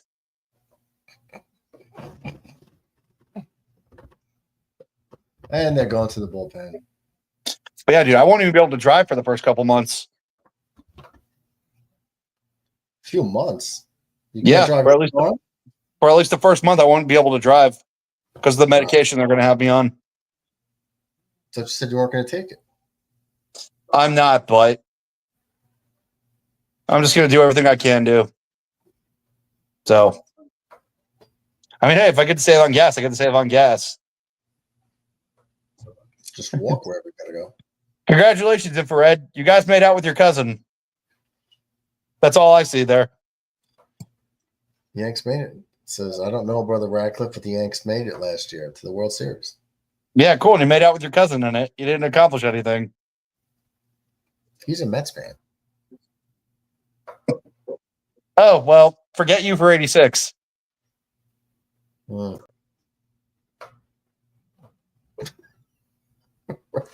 Radcliffe, you're like the worst of the opposite fan base. Like you made out with your sister. What are you talking about? No, you made out with your cousin, not your sister. Because, well, is it any better? No, actually, yeah, making out with a chick you're not related to. No, I mean, does it any better? Cousin, sister, like what? It's all no good. One is technically closer in blood, but either way, they're both disgusting, and we don't live in Alabama. Red says, "What games are you going to? What games are you guys going to? You bros." As of right now, I'm still slated to go to the home opener versus Pittsburgh. I'm trying to decide if I wear my Jets jersey or my Pittsburgh Steelers shirt my dad got me.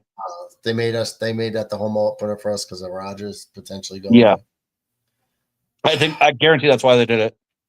Of course, that's why they did it, trying to make a storyline out of it. It's not. But yeah, my question is: do I show up wearing a Jets hat and a Steelers shirt, or do I show up wearing a Jets hat and a Jets shirt? I wouldn't show up with Pittsburgh stuff. My dad went to PNC a couple of years ago, and he always grabs me a shirt or a hat from wherever he goes. And so he grabbed me a freaking Steelers shirt. I was like, really? Well, there you go. Goes, now you know what you can wipe your butt with. Yeah, Yankee toilet paper. Do they sell that? They do actually up in Boston. Because I will get Red Sox toilet paper for sure. They sell it.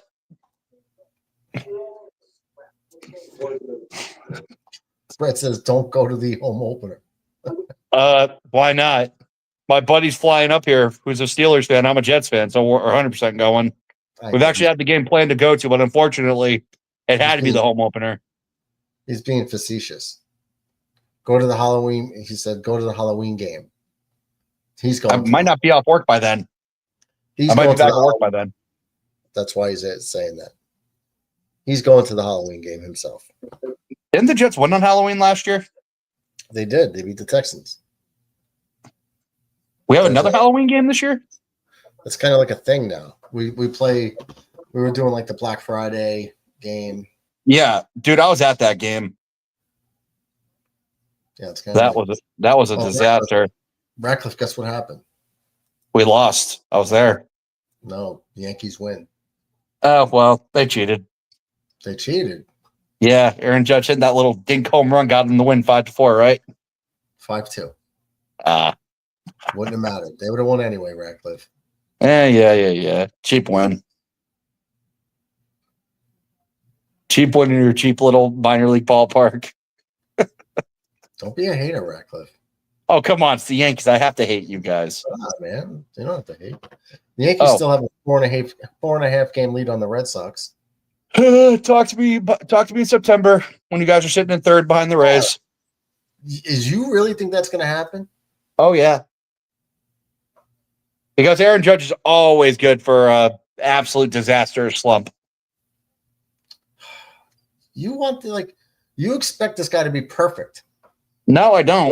How about Rafael Devers striking out like 14 times like the first week? Dude, I was crucifying him. You know that. I was in your stream. And I was, and I said, he's going to be just fine. No, I was pissed at him because, dude, I don't want to play preseason. I'll figure it out. Oh, this is my preseason. Isn't that what preseason's for? I was yelling at him like, dude, what are you doing? If Devers had literally come through, if he had come through with literally one hit against Texas in either scenario he was in, the Red Sox would have won both. The Red Sox would have swept Texas. That's how bad Devers was. Oh, no, I'm not even crying. I'm just saying Devers was horrible. I wasn't making excuses for it.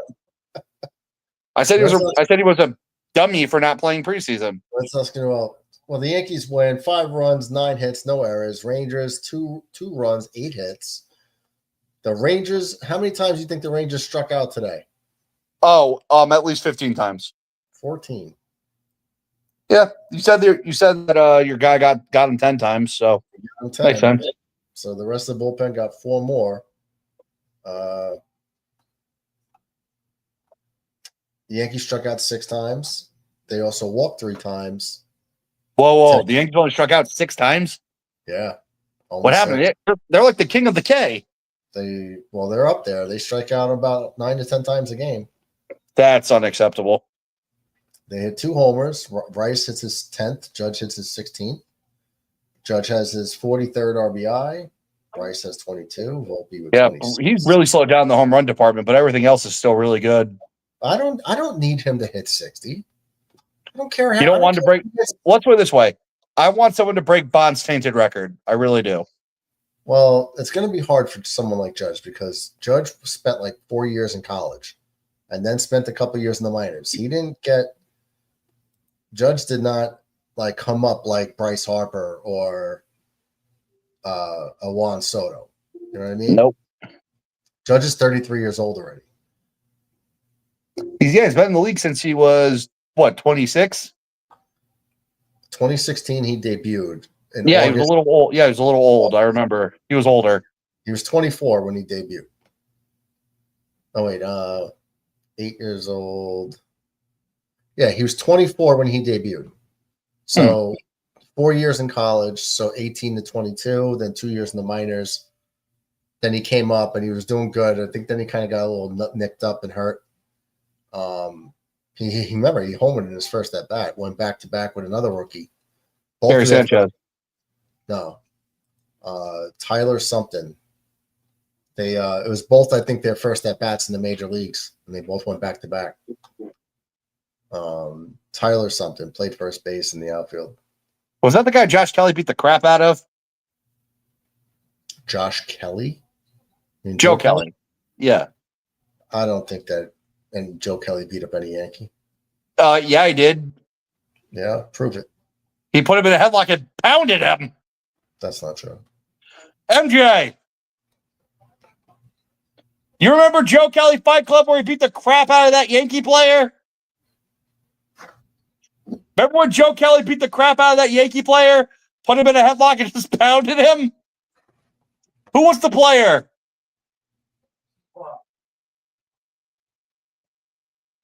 He remembers it, Bird-Dog. It's all lies. Only Red Sox player I ever respected was Mark Wahlberg. I'm sorry, when did Wahlberg ever pick up a freaking bat? I think it's a joke. What? Well, I remember Joe Kelly said, come on, put him in a headlock and busted his ear. You don't remember that, Bird-Dog? No. Look up Joe Kelly Fight Club. You'll remember it. He lost, and he lost badly. Joe Kelly whooped that boy. Yeah. It wasn't as bad as Nolan Ryan, but it was still pretty bad. Come on, those baseball fights, ain't nobody getting whooped. He was bleeding. Oh, why? They ain't getting whooped. Yes, he was. He was bleeding. Joe Kelly busted his ear. And if it wasn't for Aaron Judge tackling Joe Kelly, the beating would have been worse. Yeah, you can pull up YouTube. You can pull up YouTube and watch the clip. Joe Kelly Fight Club. I'll fight Joe Kelly. You'll fight anybody. You're mentally broken. That's so true. Oh, man. It's a joke, brothers. I know. We're trying and to for Red, find out who Joe Kelly beat the crap out of for the Yankees. Murdoch doesn't want to look it up because he's scared. It's true. Wait, what? No. Okay, if Marvel does that, I'm officially done. I will literally find out where their headquarters is, and I will stage a massive protest. They're trying to make Wolverine a black chick.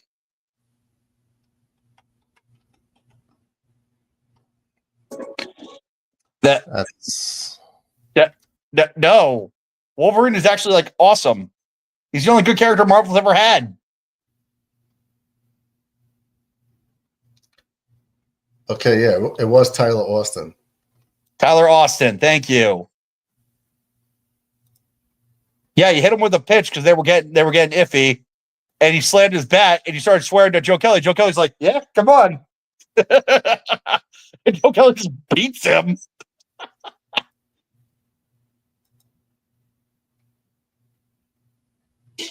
Yeah, because the Yankees were up 10-6 in the seventh. Yeah, if I remember right, the Red Sox came back and won that game. Did they? I'm pretty sure. And what are you talking about? Oh my God. I'm watching this right now. Bro, are you crazy? He beats him. He's bleeding. What are you talking about? Yeah, because there's like 30 people trying to like get in there and they're all hitting each other, like, you know, like bodies. Dude, body he puts him in a headlock and just starts beating him. He beats him right to the ground. No, he did not. Put the clip up. Put the clip up. I'm watching it right now. Put it up so everybody can see, Murdog. I can't. Liar. I can't put it up. Like Peter said in Family Guy, you are a Festigio. So Austin's charging him. Kelly's backpedaling, throws a punch and misses him. There was like a little meh. There was like a weak ass weird. Who taught him how to do that? He gets him in a headlock and pummels him to the ground. He missed him, so the guy, his momentum takes him on the floor. Kelly jumps on his back, and he so he hits him once in the back of the head, and then punches the ground because he misses the second one because he's not skilled. Dude, Kelly pummeled him, man. There was no pummel. He got one shot. He pummeled him, man. Excuses. Yeah, he pummeled him. Excuses, so man. The Joe Kelly Fight Club will live forever. The Yankees don't have anything that cool. He pummeled him so bad that the guy got up in a split second, and guys had their arms wrapped around his waist. And there was no pummeling. Bro, if that's your idea of pummeling, I don't know what you grew up in, but that is atrocious. I grew up in a place where everybody talked. Very few people wanted to fight. Okay, well, not for me. So this is not. No, you grew up in the Bronx. I grew up in Queens. Whatever, same thing. That's not the same. They're right next to each other. He's not even what I'm looking at this guy's right now. There's no blood. Like he's bleeding from the ear. What are you talking about? I remember the clip, man. I've seen it hundreds of times. But yeah, I think that's the guy that Judge went back to back with. That's why I brought that up. There's no blood. There's blood. I'm looking at the guy right now. There's blood. Dude, I remember I watched it. Okay. Here's what I'll tell you. The guy had a dip in, and the dip didn't even come out. He had a dip in his mouth. I remember him bleeding from the ear. I remember it.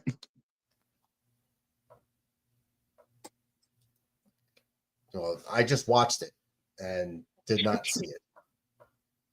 That was Tyson, right? No. Down goes for. Oh no, that was Ali.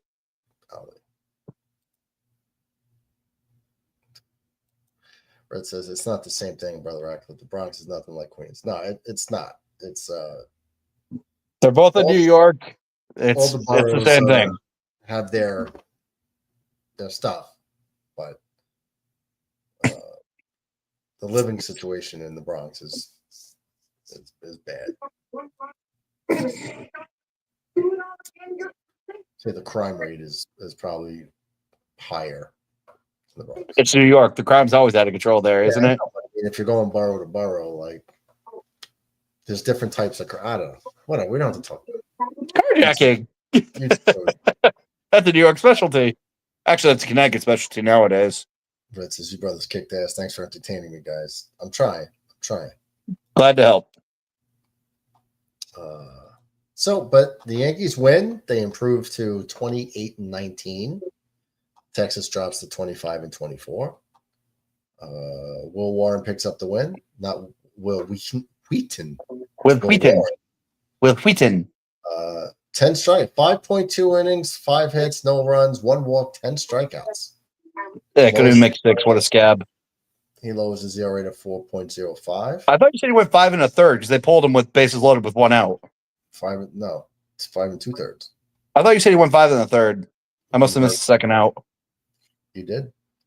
Leiter gets his 6th hold. Devin Williams gets his 4th hold. Weaver gets his 6th save. They were 1 out away from a shutout. That stinks. Not everybody can be the Red Sox. Yeah, not everybody can be in second place by 4.5 games.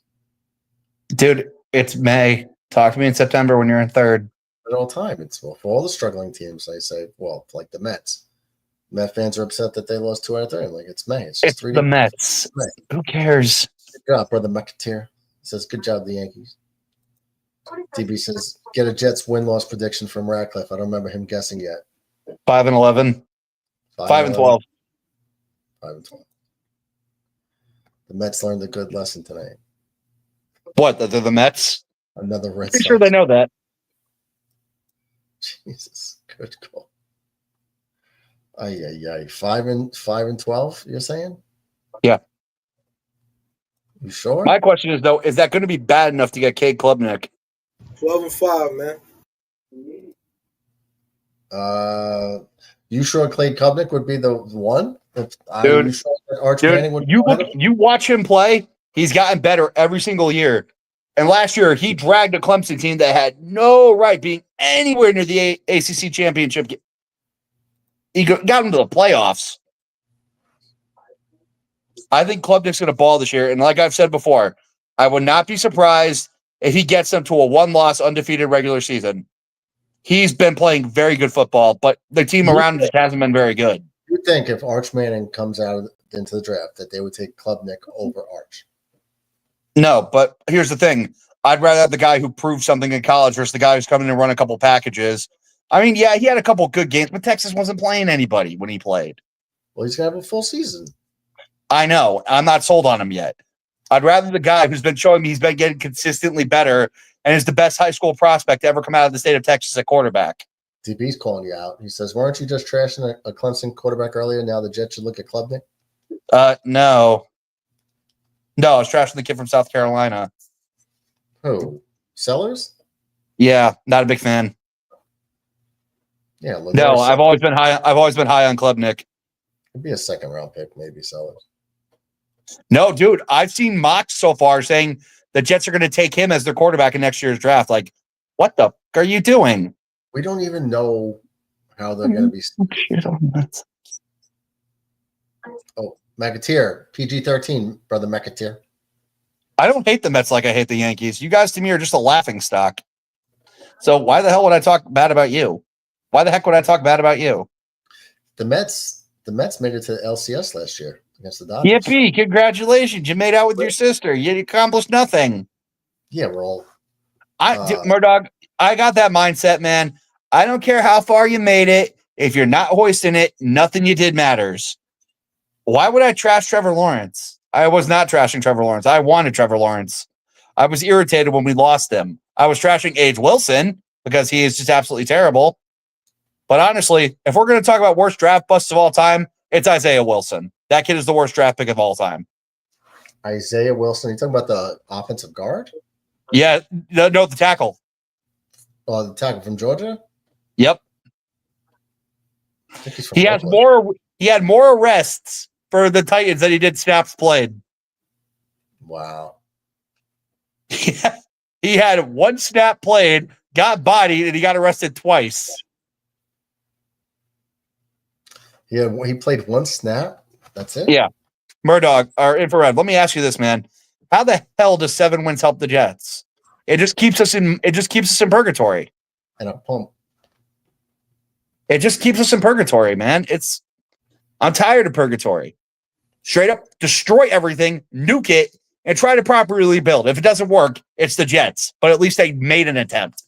The Jets have not had an attempt at an official rebuild since that disastrous 2017 season where they somehow managed to win 4 or 5 games and then traded a haul to the freaking Colts to move up to get Andrew Luck at number 3.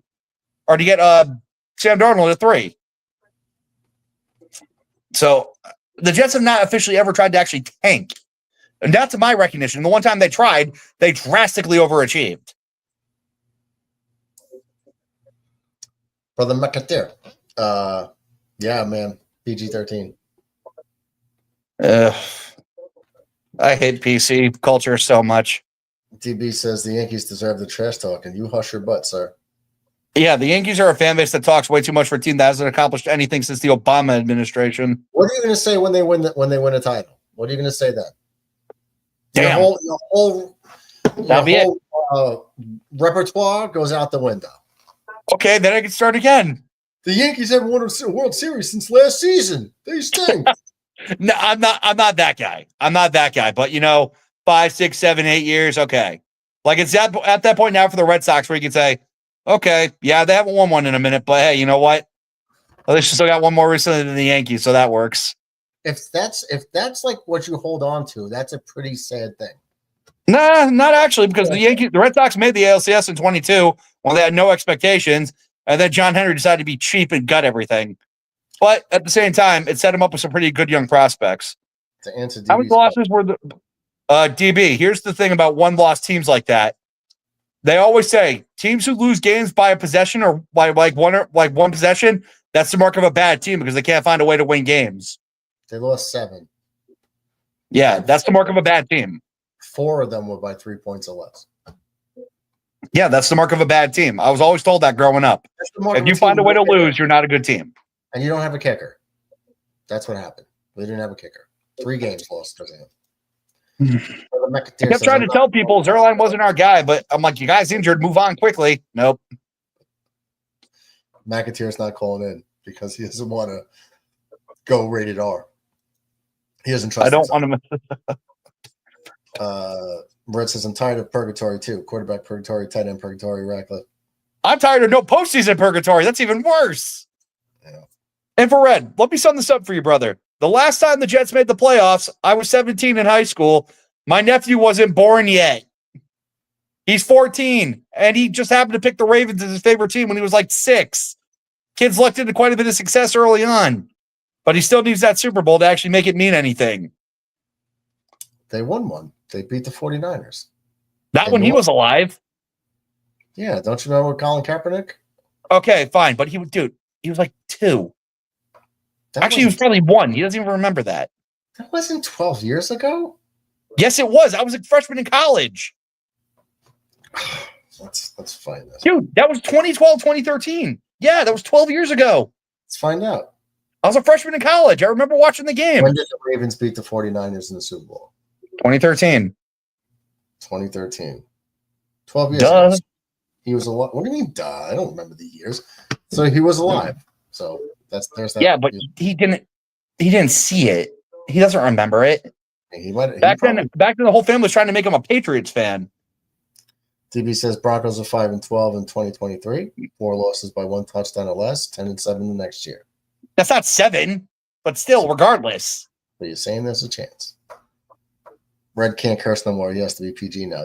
Yes, you do. Yeah, it's like WWE. No fun. That was the worst era too. The PG era was the worst era. Brother McAtee, you never mess anything up, bro. No, I think he's talking about me and Murdoch's chemistry together. Just hating on each other's teams. No, he McAteer curses all the time. So Mac doesn't trust himself to call in and talk without cursing. DB, if Red, not forever, brother. McAteer says, Red, I didn't think it would be hard to go PG. Good game, Red. Man, I'm trying. It's a struggle for me, too. Realistically, right now, what is your honest timeline for the next time the Jets can actually make the playoffs? Honest timeline. It could be next year if we get 9 wins. It could be a sneak into wild card, but it's highly unlikely. So what's your honest, what do you honestly feel? Like gut feeling? There's variables, man. If Justin Fields shows that he could be like an 8-9 win type guy and shore up some other positions, like you shouldn't have to touch the offensive line for at least a few seasons. I'm so happy about that. Right. So that's we just got to get 2 new guards and we'll be fine. Well, John Simpson, I'm not trash. I like Simpson. Trash. But he's not trash. He's got 1 more year left on his deal. ABT, you got to resign him. No, you don't. Let him walk. You never should have picked up his 5th-year option. That was horrible last year. We'll see. We'll see what happens. You're going to need another receiver. You're going to need to really shore up that defense, man. Like, that's you got a backup. We need to get a backup quarterback because Tyron Taylor's injury prone. No, this is his last year on the team, regardless of. I know. But that should be all right. I'm trying to think. Could be 2 years. Could be 2027. My realistic expectation is 2028. Yeah, it's a couple Because years. I told everybody when the Jets started rebuilding in 2018, I told everybody, I think our realistic window is the 2023 season. I said, build around Darnold, build the offensive line, get some weapons at the end, and then let's go from there. I was dead on with that call. But of course, we had a quarterback who was absolute AIDS and nothing worked.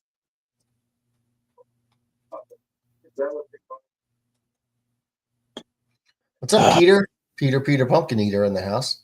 Hey, you can't say that. Got to be PG. Peter Pumpkin Eater. We all know what that means. Oh, it's like a childhood rhyme. I guess my mind's just dirty then. It is. Peter Piper pick up peppers. Peter Piper picked a peck of pickled peppers. There you go. I couldn't do it. I don't know the words to go in order. Peter Piper picked a peck of pickled peppers. Peter Piper picked a peck of pickled pep. What? Peter Piper picked a peck of pickled peppers. Picked a peck of pickled peppers? Yes. What's a? He picked a peck. Is a peck? I didn't write the damn thing. Okay. Peter Piper picked a peck of pickled peppers. Yes. See, I'm smart. How much wood could woodchuck chuck wood? How much wood could woodchuck chuck wood? Okay, so you can do that one at least. She sells seashores. She sells seashells. She sells down by the seashore or something like that, right? She sells seashells down by the seashore. I hate tongue twisters. They're so annoying. It's easier to do than the Massachusetts town names. You gotta do that for one. Try to get people in, try to say these names. I can. These guys are you bombed pretty badly on quite a few of them. I got a few. Come on, there's some towns I never even heard of. No, that's why I said you bombed pretty bad on a few of them, but you got a couple. Sure, I mean, watching you try to say Waltham was hilarious. that one was good. You tried to say Haverhill, Haverhill. That was all good. Well, because you want more than one wide receiver, McAteer. Well, the Jets had a chance to get some decent wide receivers the last couple of years. No, it'll be fine. Let's just draft other things. And let's draft Arian Smith. Good God. Dude, DB and I watched back the draft show at my day two draft, right? Mm-hmm. And my reaction to when the Jets picked Mason Taylor. I'm not sold on him. Sold on him. I think it was a bad pick. I'm not sold on him. I thought it was a bad pick. You did or didn't? I did. I wanted everybody knows that I wanted Harold Fanning. Yeah, didn't he go to the Saints? The Browns. Oh, to pair him with Njoku. Yeah, I don't understand why people are so low on the Browns draft. They needed running back. They got running back. They needed quarterback, so they actually took two who were both a little sketchy. Yeah, I think the Browns had a pretty solid draft. I mean, seriously, people don't realize how good Njoku is, or Judkins is. That kid is just a pounder. Doesn't have the best speed in the world, but he will smash you, and he will not care.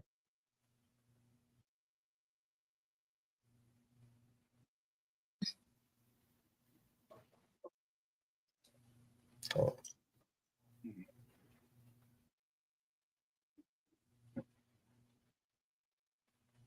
Hey, while we're at it, what's the score of the Wolves Thunder game? Are the Thunder blowing them out?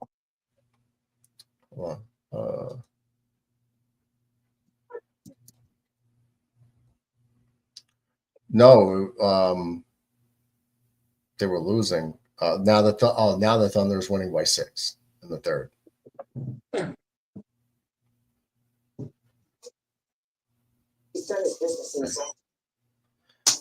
Here, I could share this with you. Well, let me catch up in the chat real quick. Red says, I wanted us to trade back twice this year to have Coach Glenn be successful at 27. We'll have 10 wins, baby. Yep. That was the plan. Yeah, the Jets always have a plan.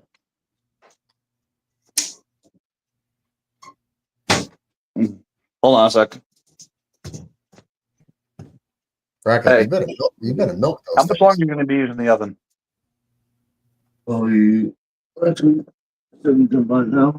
What's up, Murdoch?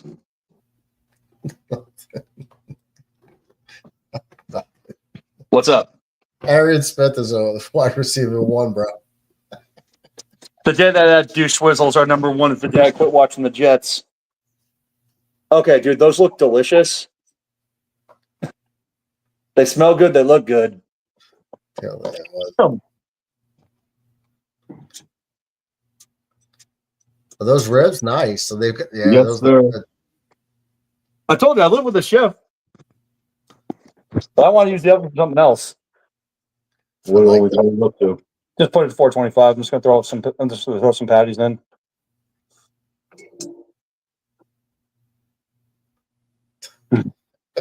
See what happens when we can't be more PG or we're doing Yeah, tongue he made twist. himself ribs. I'm going to make myself these. Why, you can't have ribs? Nope, they're not mine. I don't touch this food. You guys don't share? No, not really. Sharing is caring, MJ. We barely even see each other. That's accurate. Damn, one of us got to do the dishes soon. Something fun. DB says not getting Harold Fannin was a mistake. When are they planning on having a quick offense? Never. It's,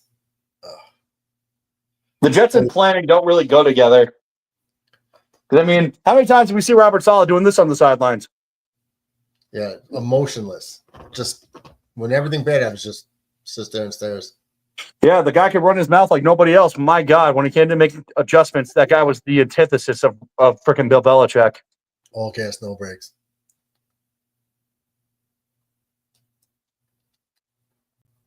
I remember everybody was hyping him up so much during that press conference. I just said to myself, I don't want this clown. I never wanted Robert Saleh. I was always so high on Eric Bieniemy. That would have been a worse choice. DB gets At least he would creative. have had an offensive mind.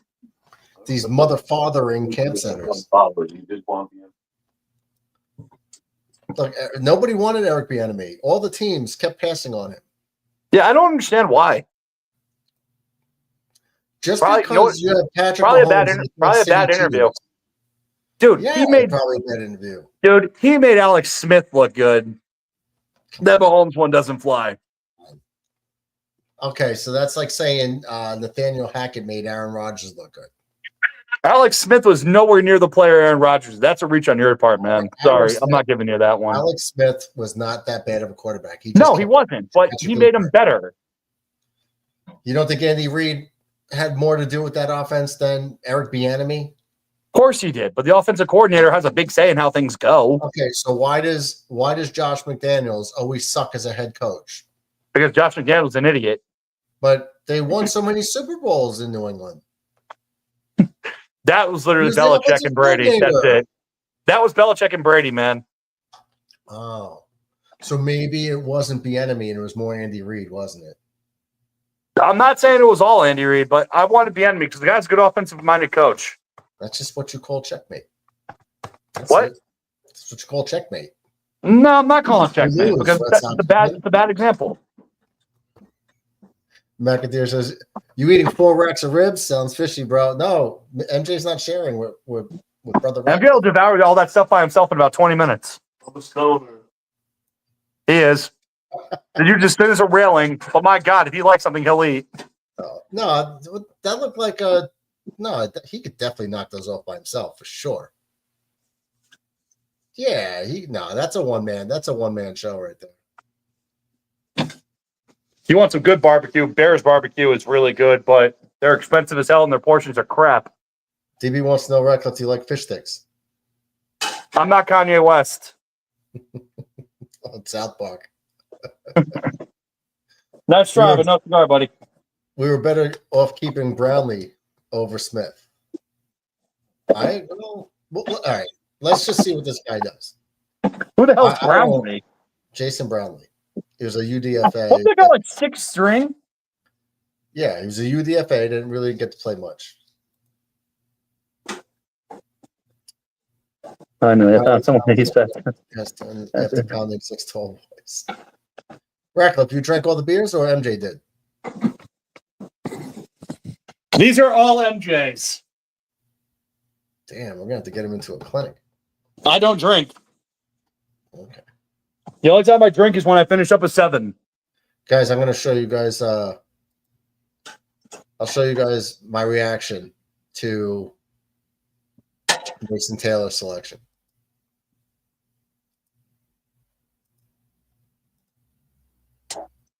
Okay, but I'd rather have 6'3" big. Was this your 12-hour stream? No.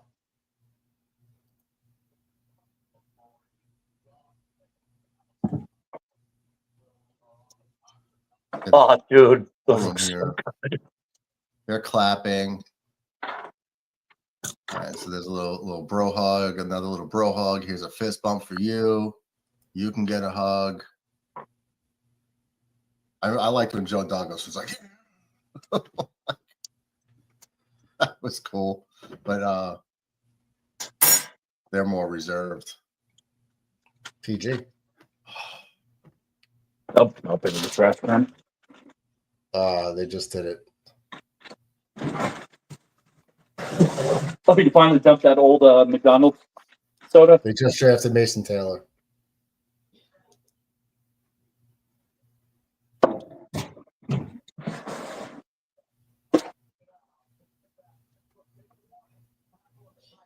I didn't know what to do with myself. We got any more dish soap left? Yeah. I'll put it on the list. I'm going shopping next week. I'll buy it then. I'll buy the bag. I'll buy another thing then.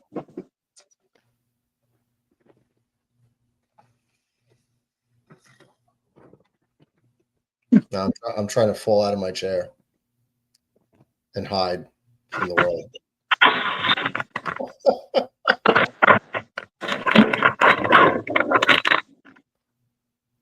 I just wanted to like disappear. What do I want? Chicken fettuccine, 3 cheese ziti marinara, rice fiesta. I didn't even announce it yet. More chicken, go with my chicken. I didn't even announce that they drafted Mason Taylor. Chicken over probably pasta, right? No. Ziti sounds pretty good. Actually, gotta go with fettuccine Alfredo.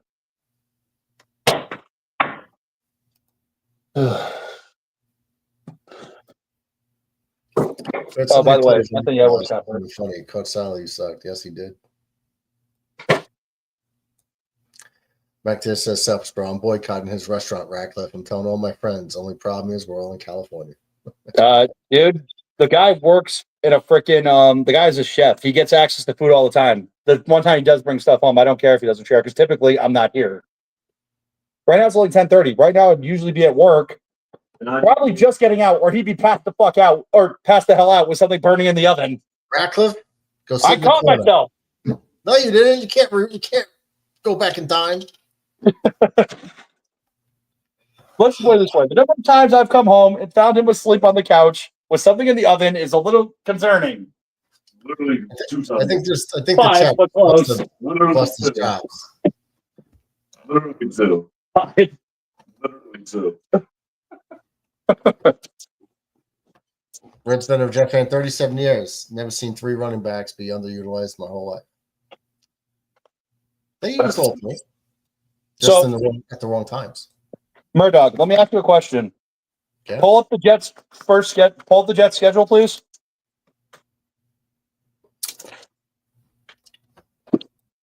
Because I know we got Pittsburgh and Buffalo first. What are our next 3 games after that?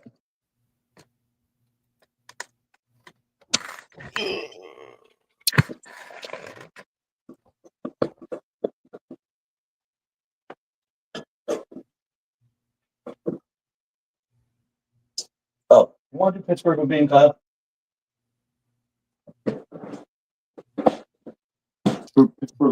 Pittsburgh Jets, week 1. Unlikely. Okay. Look at the pain in the eyes of the Jets fans. It overwhelms them during yet another draft. Yeah. Yeah, Murdoch. After the Steelers and Bills, who do we have on our schedule? Wait, hold up. Why do you got to get Murdoch a hammock?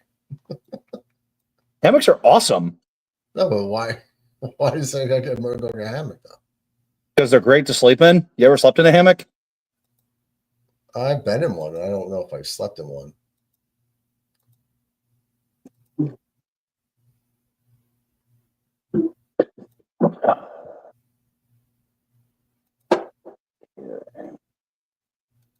What are our next 2 after Tampa Bay?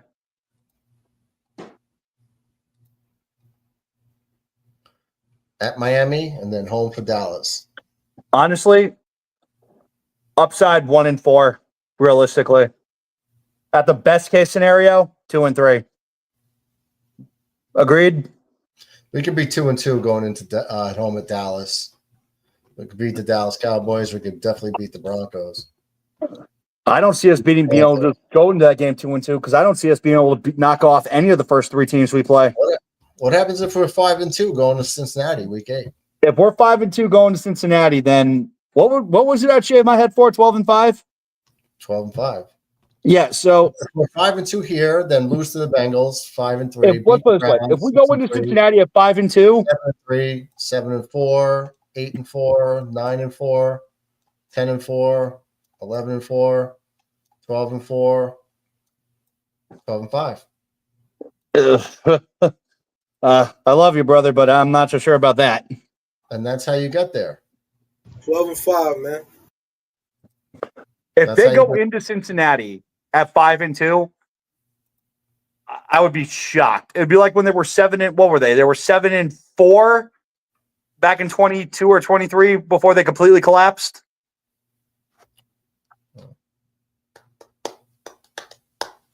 Right? I can't tell you that. I wouldn't have the right I think answer. I remember they were like 7-4 or something like that. They were well in the playoff hunt. And I kept telling everybody they're not in the playoff hunt. I said, I don't care what the record says. This team has been way too fraudulent. And that's when that AIDS playing quarterback. So I definitely wasn't buying them. I think it was 22 because after he came back, they went on that like little 3-game winning streak. And they were sitting actually pretty nice in the playoff hunt. Red says if you would have put whole Allen Davis in the Broncos, Bo Nix as a QB next year, they would light up the league. I don't think so. No, Bryce Hall's trash. I'm not Brees Hall. I'm not Bryce Hall's trash. sold on Bo Nix. I'm just not sold on Bo Nix. You don't believe? All you No. have to do is believe. No way. I didn't like That the was rest the- of it. That was the dumbest gimmick ever. I felt so bad for him. He had such a brutally good gimmick down in TNA or in NXT, and then they did that to him. That just wasn't even fair. Getting wrecked by the Broncos, but you could tell yourselves, I just don't believe in the Broncos. I don't. I believe in their defense, and if their offense can just put up 17 points a game, I think they're going to be fine. Let me pretend the Gents aren't going to lose by 20. We'll have a bet. I already got a bet going on for the finals of the NBA. It's the easiest bet in the world, too. I can't believe my coworker took it. We'll have a bet, TB. Well, you going to tell us the bet, John? The bet literally was, he bet me the Knicks would win the finals. I said they won it. Okay. He goes, oh, let's put it. I said $50. They don't win it. He goes, oh, make it 100. I said, no, we'll bet 50 because I said, I know you have a gambling problem and you'll take it. After a couple seconds, he said, okay, 50. I literally swindled a gambler. I know I'm a terrible person. This is not all in season. Jets have a path. They do. Well, I'm going to reserve judgment. I want to see how the new offense works with the new quarterback. I'm going to give it a shot. I'm not going to me too. put up any predictions because we have no information. Well, infrared. Talking about all-in seasons, the Jets learned their lesson. They're not doing an all-in season again anytime soon, considering the disaster of 2 years ago when they had the 4th youngest roster in the league and decided to go all in when they never should have done something that incredibly stupid. Well, they They now host the league's 5th oldest roster. You guys got to realize some things. Hold on. Let me get rid of this. It's okay to wait. and the Jets didn't. They were impatient, and they blew it. If you guys noticed, the Jets did not make any significant free agent signings. Nope. They always blow up in our face. That was by design. You don't know if this quarterback is the guy. This year's a tryout. It's an audition. If he starts to show this season that he's someone you could build around, they will build around him and start spending the money again. They're getting rid of all these bad contracts, let them expire. That's it. That's what's happening. We're locked into that. They did not go get a single high-priced free agent or even try. Brother McAteer says, what will you do if Brees has 1,000 yards this year, Ratcliffe? That includes passing yards. Well, look at his carries again, probably being ridiculously high again, and his average being about 3, where it's not impressive. I think it'd be 3.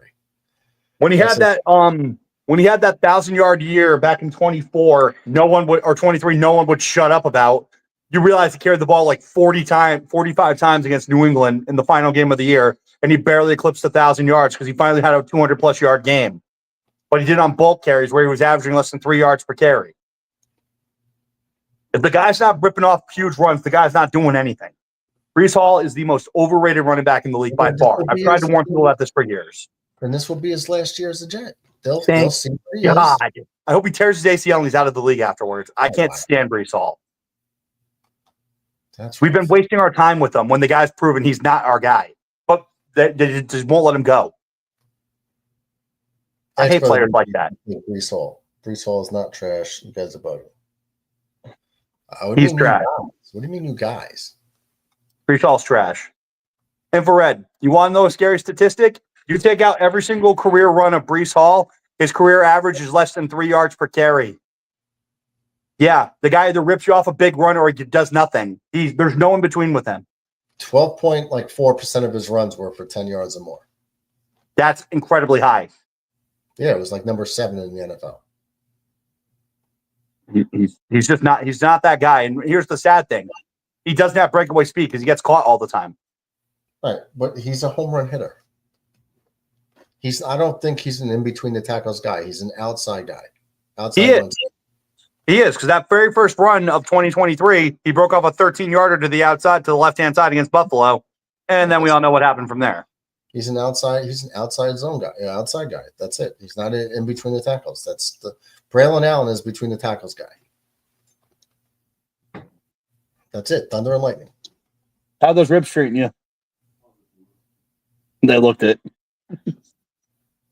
Ratcliffe's like a dog that sits there at the table waiting for the human. I'm waiting for the oven to heat up so I can make my crappy meal.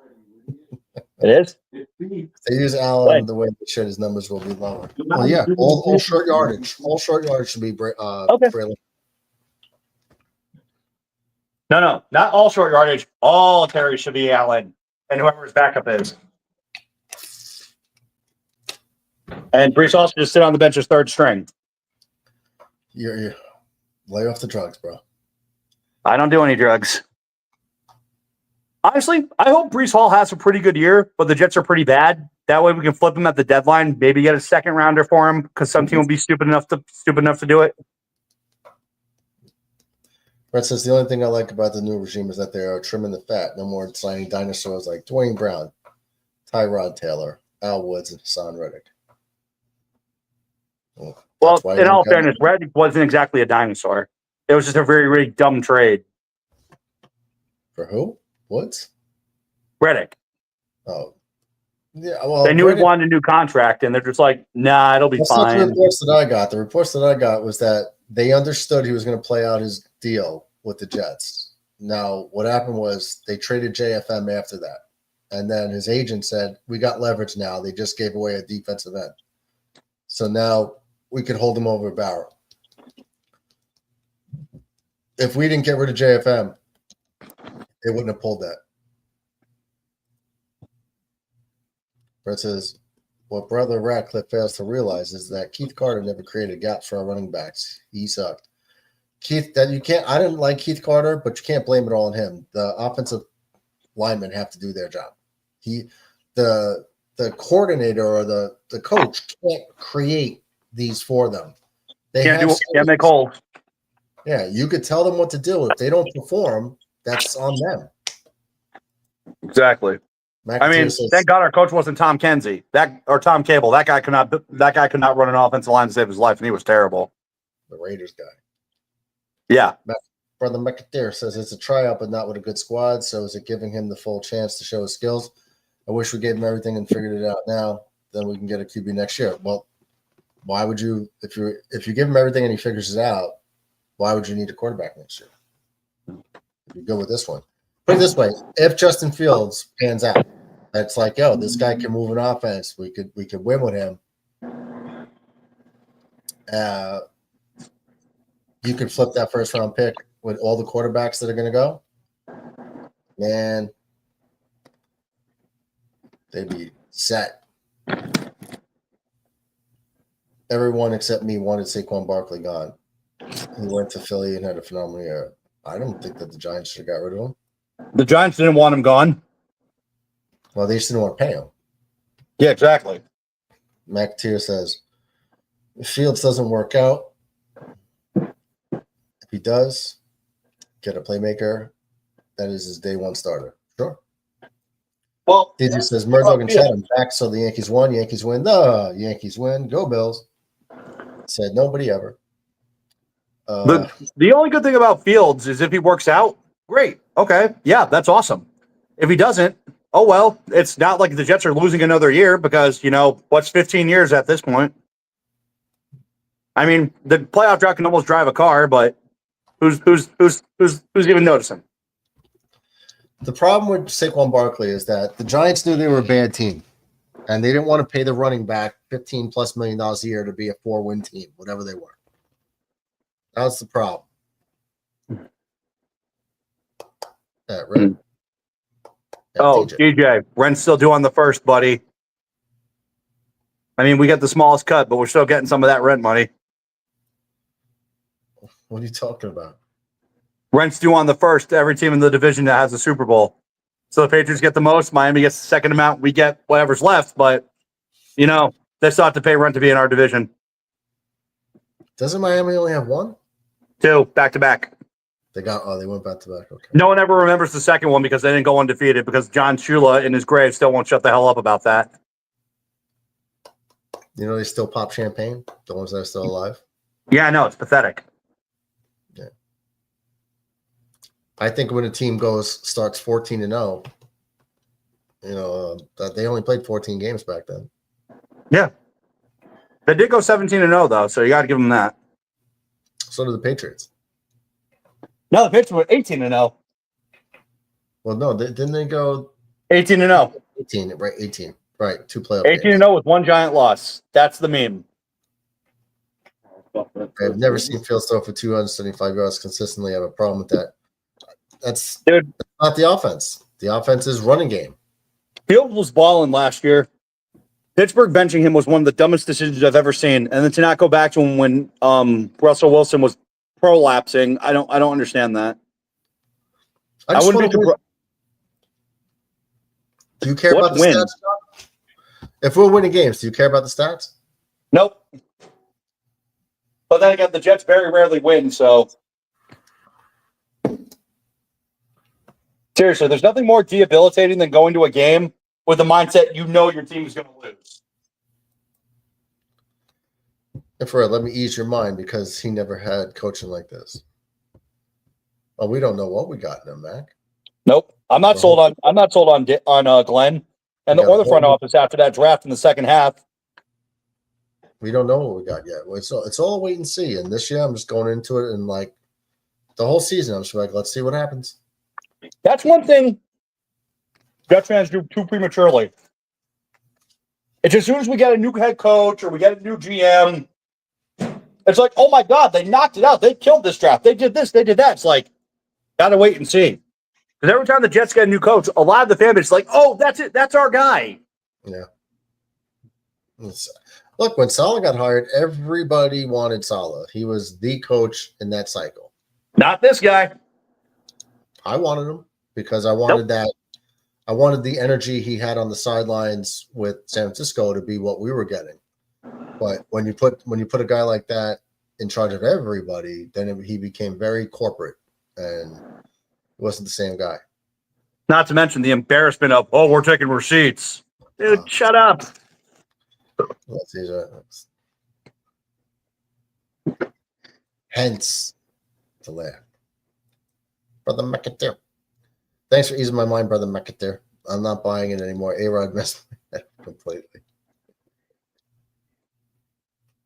Hey, to make you feel better, Infrared, I never wanted Aaron Rodgers. I always thought it was a terrible move. Giving up pitch we desperately needed to build a roster. No, I'm glad we had. No, I'm sorry. I got to finish your thought. Sorry. To me, it was literally just Andrew Luck all over again. Traded those second-round picks we desperately needed to build a roster. You realize we went 5 years without a second-round pick, right? From 2018 to 22. That was horrible. I'm glad we got Rodgers. It was the right move. Problem was, we didn't have to trade for him. That's where I think maybe Woody Johnson got involved, because there's no way the Packers were not going to cut Aaron Rodgers. You're not going to turn the reins over to Jordan Love and keep a Hall of Famer under contract on the bench. They would have had to have released him, probably post one cut. But that's also when teams get desperate. It's like, oh no, if he gets free agency, he might go to another team. No, because honestly, I really thought he was going to San Francisco. They had the defense, they had the offense, they had the O-line, they had everything. And Brock Purdy. They didn't have Brock Purdy at the time. Yes, they did. 3 years ago? Yes, they did. Brock Purdy wouldn't have played, most likely was the case. That's what I'm saying. The Jets were like the only team left for him. It was the spot it's what he wanted to do anyway. They didn't have to give up what they gave up to get him. They could just wait it. Oh, no, they got fleeced. They got absolutely fleeced. DJ says Fields didn't do anything in Chicago or Pittsburgh. He was 4-2 with Pittsburgh, DJ. Yeah, DJ's an idiot. He doesn't know anything about football with those stupid Bills. He had 10 touchdowns, 1 interception, a couple fumbles. So maybe 10 touchdowns responsible for 3 turnovers. If he was an elite quarterback, then he'd still be in Chicago. Mike Tomlin, a very successful head coach, benched him as his quarterback. It's not that he benched him. They gave Russell Wilson the starting job out of training camp, and he got hurt. So Fields filled in for the first 6 weeks. When Wilson was ready to come back, they gave him the starting job back. That's what happened. Did DB even tell me who the hell drafted Justin Fields, why they drafted Justin Fields, and how much of a disaster the Chicago Bears still are? The Broncos wanted Rodgers. It's the only reason we hired Hackett. That was funny. Aaron Rodgers wanted to be a Jet. I think he wanted to go chill in New York. Yeah, so he lived in New Jersey. Red says, I agree to a certain degree, brother DJ, but I got to wait to see how this coach staff can muster Fields up. And we'll reevaluate us in Thanksgiving.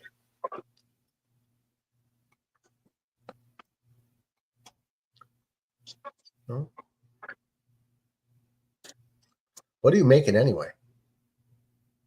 Alfredo. Nice. And chicken patties. Sounds good. Cheap little meal. I only eat once a day, so. Oh, you can't do that. That's not good. It's called fasting, dude. Oh, fasting means you don't eat at all. No. Intermediate fasting. You eat about once a day, and that's it. Intermittent? Yeah. McAteer says, Infrared, if you call me like that and ask for me, I'm going to say you got the wrong number. I don't care because it's you, bro, all over. Wait, what did I miss? What did I miss, Mac?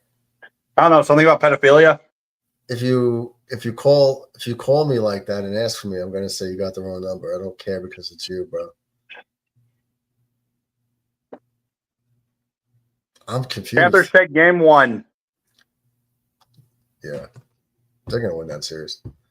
The 49ers had Purdy and Sam Darnold in 23. Purdy was drafted in 22. Dude, the Carolina Hurricanes have not won a conference game in 13 straight tries. Oh. They've been swept the last 3 times they were there? Ouch. I don't know if you follow hockey too much because you're an Isles fan, so I don't know. Well, I don't know all the players' names and stuff. I like hockey. I like watching it. I like watching the Islanders, but I'm not. Oh, who doesn't? I'm not a diehard though. I could watch Islanders. I could watch hockey all day.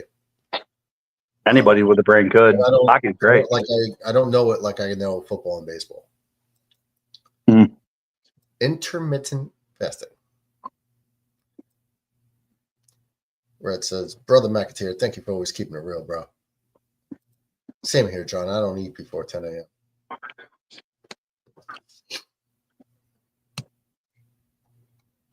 a.m. I usually eat every day around 1 a.m. because I didn't work today. I'm eating now. Red says we can count on Sean to stop you from jumping out windows. Just another layer of security. DJ says the Chicago Bears will win more games than the Jersey Jets do this year. Mr. Payne, I've been a football fan far longer than you were even thought of or conceived. And you're still that stupid? Congratulations. Betting on the Chicago Bears to do anything, you may as well just go bet your money in frickin' Enron.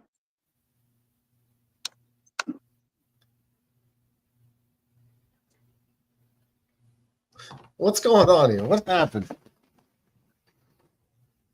What do you mean? Nothing.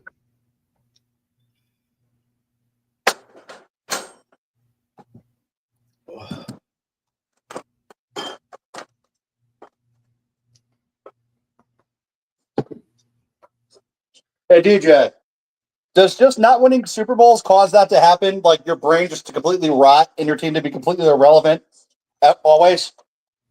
Like having never won anything? Does it cause you just to say silly things?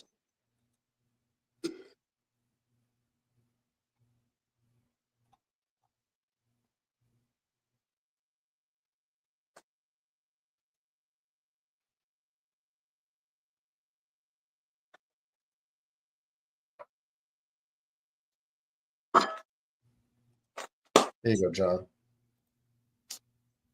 Yeah, pretty much. Did you see that picture of the Bills training facility like 2 or 3 years ago, where they put up "Play Like a Champion" and had a Lombardi on it? No. They don't know what one looks like. They were getting absolutely hammered by all the NFL fan bases. Like, why do the Bills have a Lombardi up? They never won one. Whoa, Murdoch, go back to that last comment.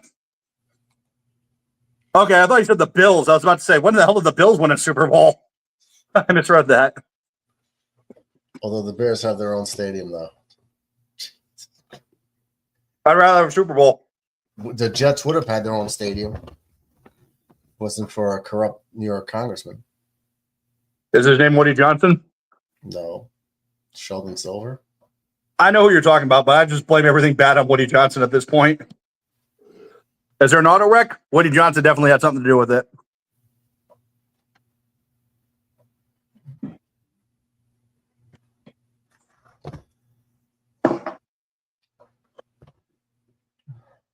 All right, guys, I think I'm going to wrap this one up. Go eat myself. Bones. Hey, yo, no Diddy. All right, I'm out, man.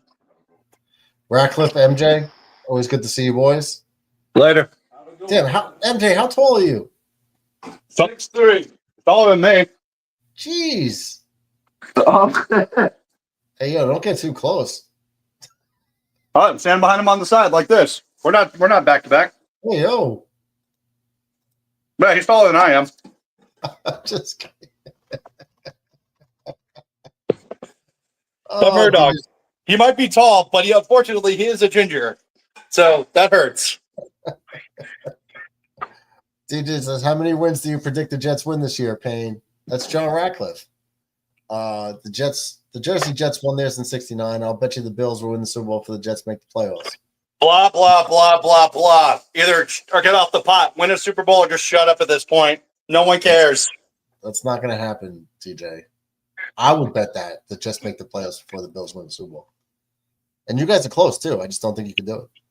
They can't do it. Josh Allen's a choke artist. That dude's the master. It's Huggies come playoff time.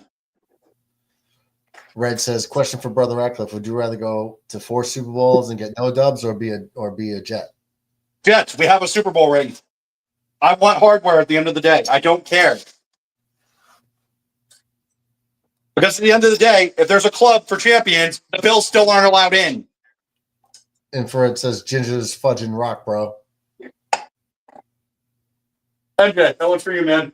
Infrared's a ginger, just like you, so he said you got rock. Let's go, Infrared.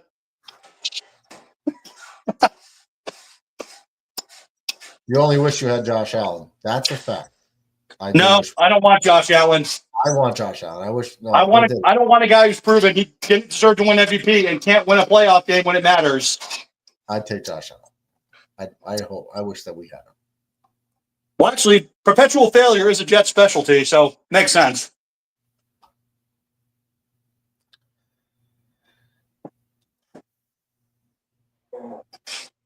I guess we'll end it on that note. Tomorrow, same Murdoch time, same Murdoch channel, same Jetstream time. 7 to 5, Yankees Rangers. Any closing arguments? Yankees will lose tomorrow. The Red Sox will win. And if they don't, they will. Good evening, John Ratcliffe. His playoff record is 7-6. The Jets' playoff record. Question mark, I guess. Y'all stay hey, DJ, question. Where's the Super Bowl appearance or the ring?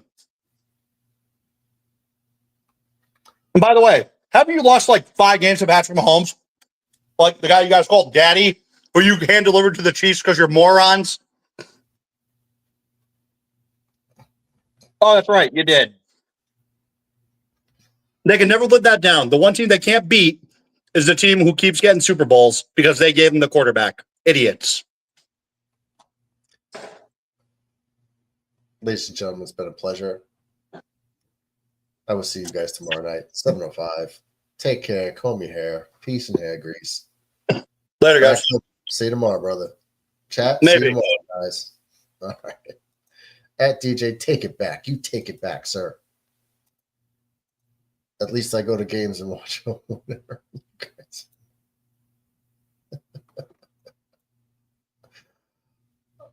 DJ, we love you, brother. See you guys tomorrow. You guys kill me.